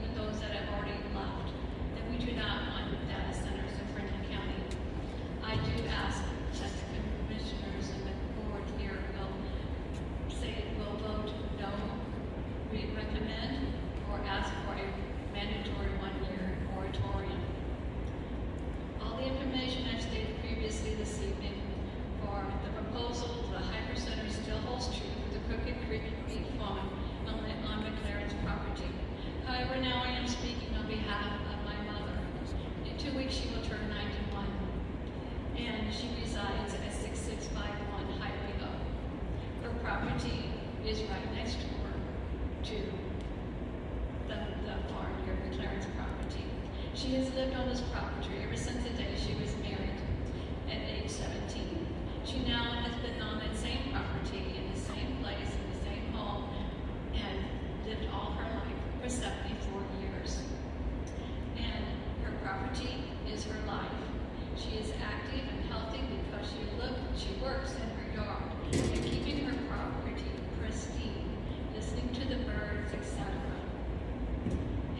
She enjoys sitting on her patio in the evenings when her day is done, watching the stars, enjoying the gentle breeze, and breathing the fresh air, watching deer and wild turkey come by occasionally through her yard. Now data centers come along, threatening her peace of mind and well-being. I don't want my mother to be a casualty in all of this. She's been subject to the hyper data centers of Crooked Creek because her property was at 300 feet so far of their allotment. That is not enough space for any property that adjoins the McLaren farm. And the decibels of 60 during the day and 50 at night is totally unreasonable. Her discomfort and distress will not stop with the noise outside. Ground is a great conductor of noise, the same as air and water. She will not have any escape from the noise. It will enter her home and enter her bed every night due to the vibration noise of diesel fuel generators, HVAC, air handlers, etc. The sound waves entering the home will be at frequencies that no one can possibly hear, similar to a dog whistle, but very damaging to humans' hearings. Once again, I hope that you will all consider every testimony that has been given this evening for all the various reasons and unhealthy conditions that data centers brings to our community. Thank you.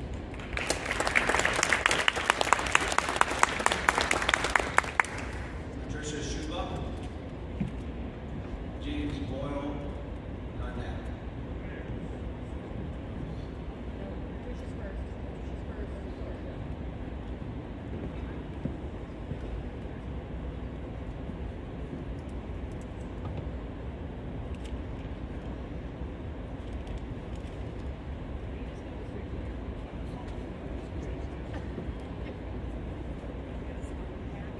Good evening, and I'll be really brief. It's really early in the morning. I think we're at 4 or a little later.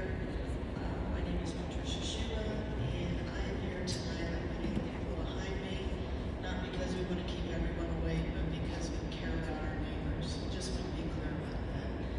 This is why I'm personally here. This is my niece. I loved her.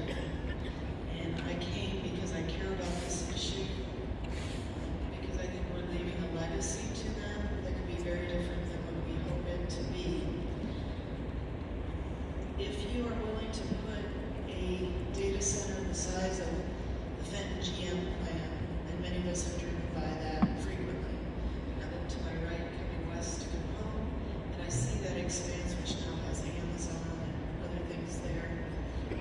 That's a huge expanse of land used for something like a data center to be sitting right on the Merrimack River on the other side of the Pacific. There were some comments made about water use, and I'm a little confused because when I looked at the original, I don't know what you call it, prospectus or plan for the data center on the other side of the Pacific, I thought they left it open to use several sources of water because I think the amount of water they want to use per day exceeds the source the Pacific can provide. And I thought it was something like 2 million gallons per day, but I can't remember. But especially at 4 in the morning. But so where are they going to get the water from? You have surface water, which is the Merrimack River, or you have groundwater, which they have to drill to get. Or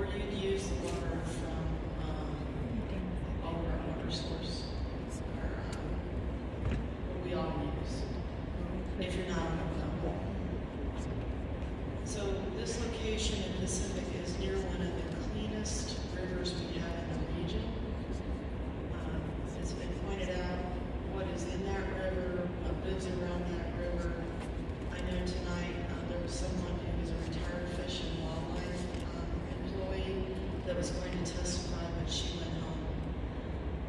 I want to point that out too, that there's been lots of people who came tonight with the intent to testify, and because this hearing has gone so unreasonably late, they had to leave. So I hope you think about all of us, you think about the next generation that hopes to live here. My family's been here a really long time, since 1860 something, and we plan on staying in Eastern Franklin County into the future. If you put a site like this down, the potential is that there'll be more around it, especially when you have this as a permitted use in the county. So please consider all of us vote no on this. Thank you.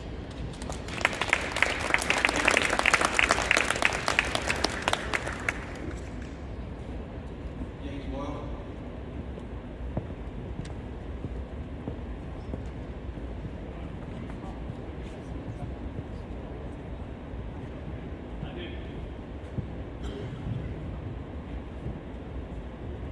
Okay. So Beltline lost in Pacific. Beltline will lose in Franklin County. That's sad. That's sad, man. I'm tired. I just want to go home, go to bed. But you guys have a golden opportunity in front of you. A real golden opportunity. And it's not the lies that any of these developers say. The real golden opportunity here is to do what we the people want and cement yourselves as patriots. This might be the longest that a data center planning and zoning meeting has gone on in this country. I mean, we've seen the media that's here.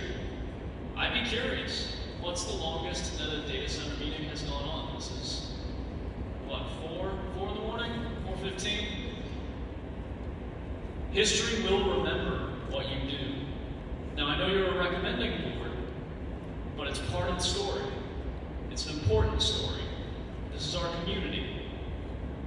I assume you're all patriots. I know I'm a patriot. I know at least everyone in the bleachers is a patriot.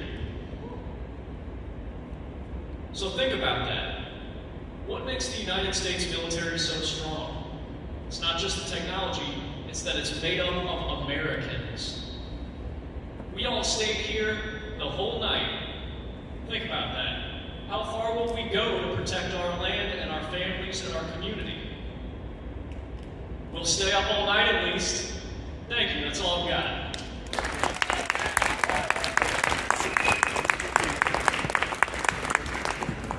Sam Dean. Sam Dean, you still there?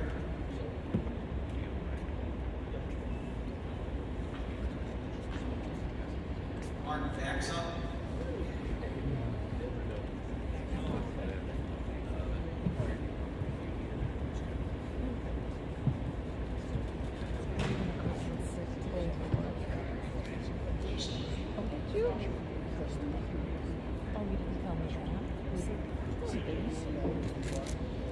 Mr. Chairman, I have testimony. Okay, good.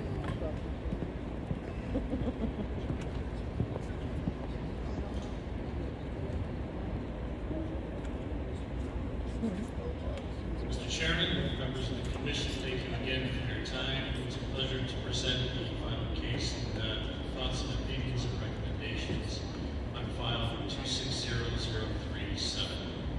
It's a request to rezone approximately 490 acres from W zoning to A zoning. And I want to begin the same way I have throughout this process, and that is, this is not opposition to progress, and it's not opposition necessarily to data centers. It is about, though, proper planning, proper location, and protecting the citizens you represent.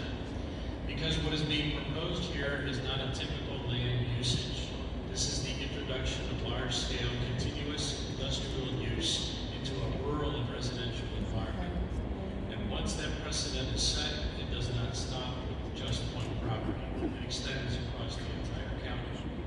The properties along Wheelan Road and Highway O are part of a rural landscape characterized by homes, open land, and a way of life that residents have relied on when making decisions about where to live, invest, and raise their families. Rezoning nearly 500 acres to A industrial would fundamentally change that entire landscape. And with that change comes real impacts. It creates increased industrial traffic on roads that are simply not designed for, continuous mechanical operations and noise, significant electrical and infrastructure demands, potential strain on water resources and surrounding properties, among others.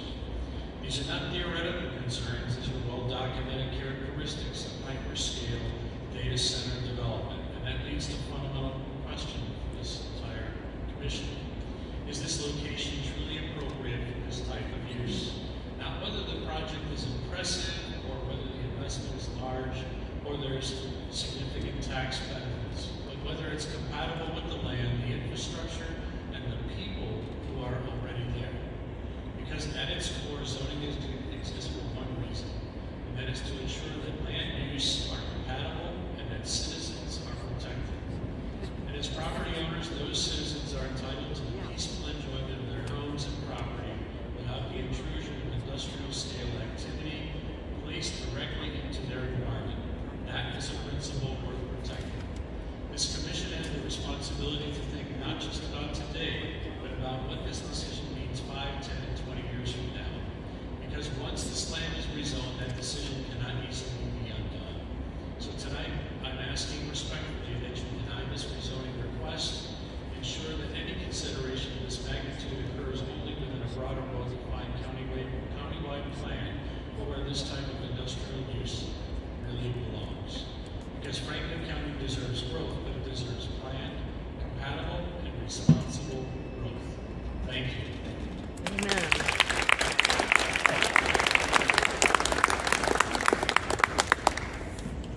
Amanda Kellogg.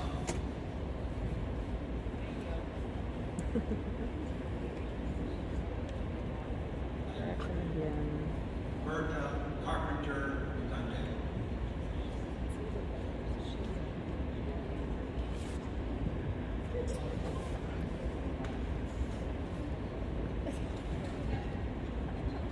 We're going to collectively practice Spanish for a minute. Teyo. Teo. So I want to talk to you about a form of power that is much harder to see. We are used to thinking about power as something obvious, like laws or enforcement or decisions made in this room. But the power we are dealing with today doesn't always look like control. What it looks like is freedom. And we are told that we are free. Free to think, to choose, to decide what we believe. But we are living in a time where those choices are increasingly shaped by systems we do not see. Massive digital infrastructure, powered by AI and data, are designed to collect information about how people think, feel, and behave. And that information is not just stored, it is used. It's used to predict behavior and shape what people see and to influence what feels true. This is referred to as psychopolitics, a form of power that does not operate through force, but through the shaping of the mind. It makes people feel as if they're arriving at their own conclusions. I bet you all feel like that tonight. But what's actually happening is that your minds are being shaped. So it looks like this in everyday life. You have a conversation via your phone about something, and suddenly ads for that exact thing start showing up. You search for one topic, and within minutes, your Facebook feed is filled with content reinforcing a certain perspective. You think you are choosing what to engage with, but what you're seeing has already been curated and filtered for you, and that's not random. Whether fully understood or not, these examples point to something deeper. That power is no longer operating through institutions like commissioners or policing, but through environments where ideas and beliefs are formed. And as these systems become more capable of predicting what people will do, the future itself becomes more predictable and therefore more controllable. So this is not just about technology. This is about power shaping the conditions under which people think, decide, and act. And so you have to ask, who controls these systems? Who benefits from them? Certainly not us at 4 o'clock in the morning.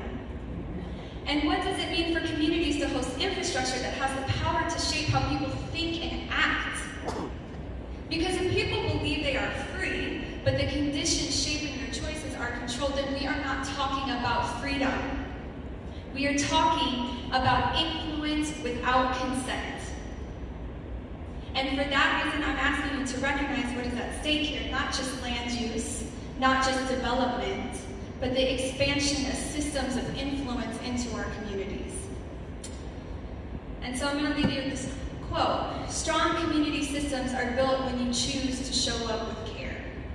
And therefore, I am asking you all, I am urging and pleading you all to choose care and vote no on this rezoning.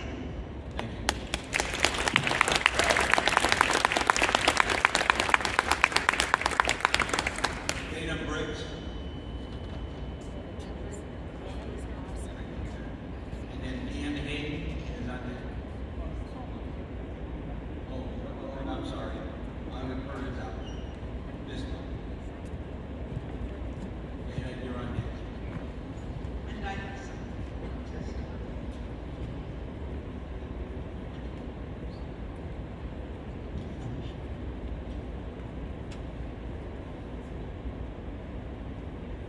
but I'm going to do us all a favor, and I'm going to start right here on my page number 7. I'm cutting a little bit out for all of us. I am sure that you all know that Pacific is not the first community to be approached by Beltline. In May of 2025, Beltline proposed a data center project in Luther, Oklahoma, involving a 300-acre parcel owned by Oklahoma State Department of Education and an adjacent 80-acre privately owned parcel near the Red Bud Power Plant. That proposal also included the use of gray water from a treatment facility approximately 9 miles away, no river. As of March 12, 9.5 months after their first contact, Luther has not received a rezoning application. I've developed a friendship with a member of the Luther Planning Commission, and we speak often. As a matter of fact, as I was writing this testimony, she called to update me on an action that the Cherokee Nation is taking related to data centers. That's what I wrote about. Given what I have learned about Luther, I ask why the urgency for the Pacific site. Beltline's interest in the area appears to have begun after Luther, yet the Balin Road property has already been subject to 2 rezoning requests in just over 5 months, or maybe a little more. Is this an example of responsible, deliberate planning in Luther? Or has the community been abandoned in favor of a faster approval process elsewhere? Let's not be the faster process. Thank you.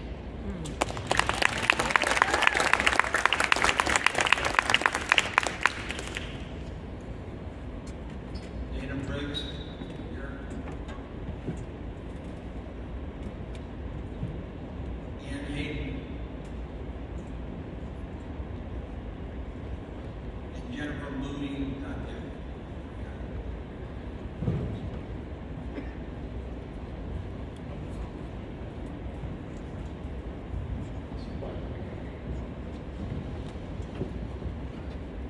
Hi. Anytime. I have some written testimony.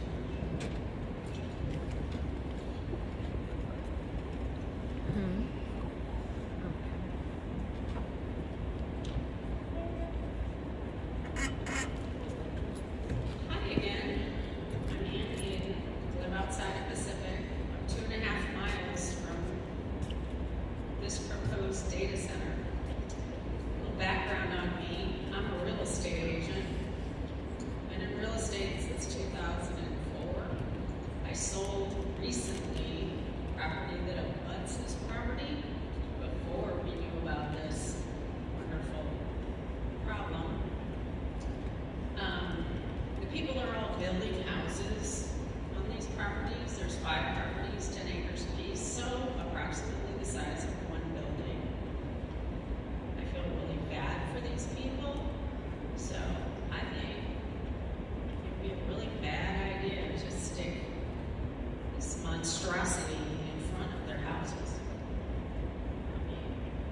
they paid good money for their properties. The other thing I wanted to say was, I recently read a study from MIT Technology, and in China they had a big build out of data centers. I mean, huge. 80% are unused. Let's not be like them. Let's leave it as farmland. Please vote no. Thank you.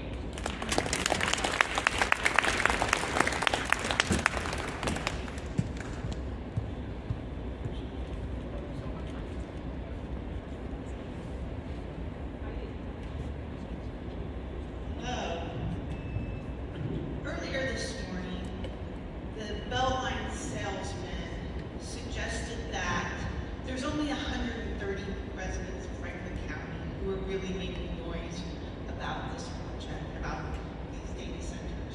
But I would remind you that when we started this marathon of a meeting 10.5 hours ago, there were nearly 1,000 people in the stands. Nearly 1,000 people came out, most of which were wanting to speak against these data centers. In a recent article from the Missourian, it reported on our county commissioner's visit with the mayor of Altoona as he showed them the parking lot of their hyperscale data center. The mayor was quoted as saying, "Those who oppose the data centers are, quote, your older generations that bitch because they don't want to see their little world change." Well, as you can see here tonight, there is opposition from across the generations. Our young adults, our middle-aged, and our elders have formed a coalition that opposes hyperscale data centers in the agricultural and residential areas of Franklin County. This is a coalition that is becoming a community focused on bettering Franklin County for all citizens, not just a few.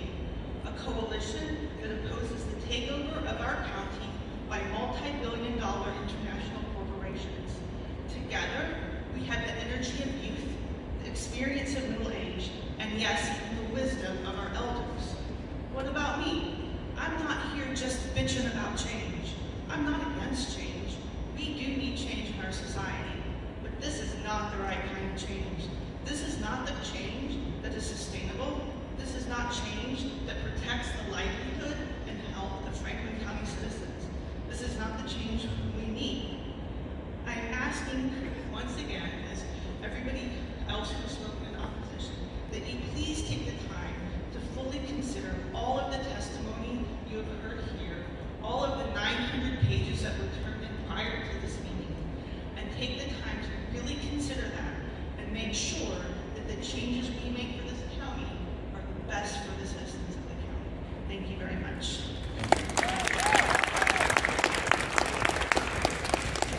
As the last speaker in opposition of the file, Mr. Voss, is there anything you'd like to respond? You have a minute to do that.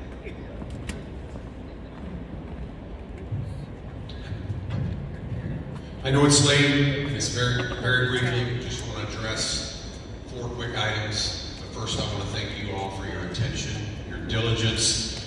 These folks are volunteers. These folks don't get paid, and they've been put through a lot tonight. So I thank you for your public service. Number 1, I agree with the lady that talks about the water lighting. There has to be an agreement that would be reached with Pacific, a utility agreement, because their system has to be upgraded to do what needs to be done. She's 100% correct. I agree with her on that. Number 2, it is not a bribe to a fire department to say that if we build buildings that may need an additional fire truck to protect them, it's either going to be paid by the taxpayers of the whole district, or is it fair that the person that caused the extra need pay for it? So whenever Beltline said that they would help with that cost, went into an agreement with them, that is not a bribe, but it's taken it off the backs of all the taxpayers in that district. Number 3, we've heard several people say, don't put this here, put it in industrial areas. Unfortunately, in Franklin County, there are basically no industrially zoned areas currently. But the proposed reg calls for a zoning There is no A zoning basically anywhere in Franklin County, thus the dilemma. And then lastly, the rezoning complies with the master plan. If you look at the master plan, when it was put together, there was only 315 acres of unused industrial ground in Franklin County, unincorporated, 297 acres commercial. One of the largest goals of the master plan was to encourage new and existing commercial and industrial uses through zoning. That's in the master plan. The economic development goal said to strive for a diverse economy that focuses on creating jobs, boosts the economy, work to create more job opportunities by targeting growing sectors and supporting new and existing businesses, strive to further develop the quality workforce in Franklin County. Lastly, under economic development, the objective and goal, work to create more job opportunities by targeting growing sectors and create an inventory of sites available for this. This project brings jobs to our area. You heard the construction jobs, 1,700 to 2,700, and then 500 long-term folks working in IT. The proposed rezoning request meets the requirements of the master plan, especially when it comes to economic development. So I thank you very much for your time this evening.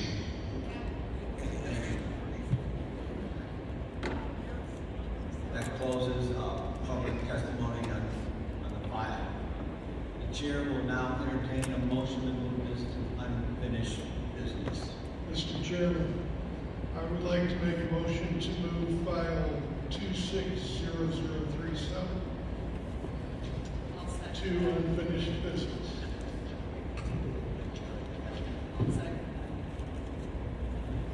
Okay, we have a motion and a second. All those in favor, say aye. Opposed? None. Thank you. Ladies and gentlemen, we have a lot to absorb in minutes today.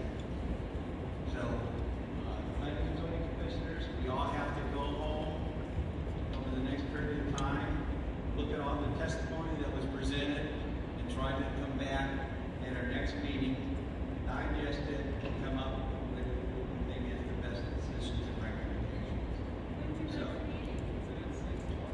let me announce.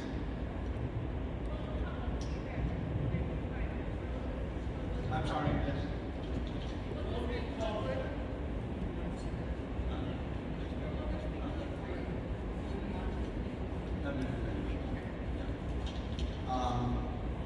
Moving on to planning and zoning commission forum.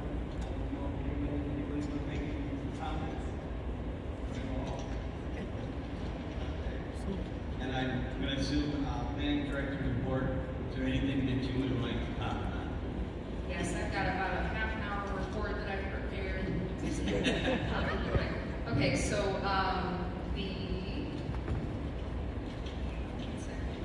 the April meeting will be the next Planning and Zoning Commission meeting. That'll be on April 21st. So far, the deadline for submission for new applications is not until Friday, March 20th. But so far, we have a CUP for pouring activities, a rezoning for a property, and then the Grandview PUD preliminary development plan is ready to be put back on the agenda. And then just so the commission is aware, the Doug and Grant C40 rezoning request that you recommended approval on in January is set for a public hearing in front of the county commission on March 31st at 10:30 a.m. That's it. Okay, thank you. Again, thank you everybody for your input and testimony. I will take a motion to adjourn.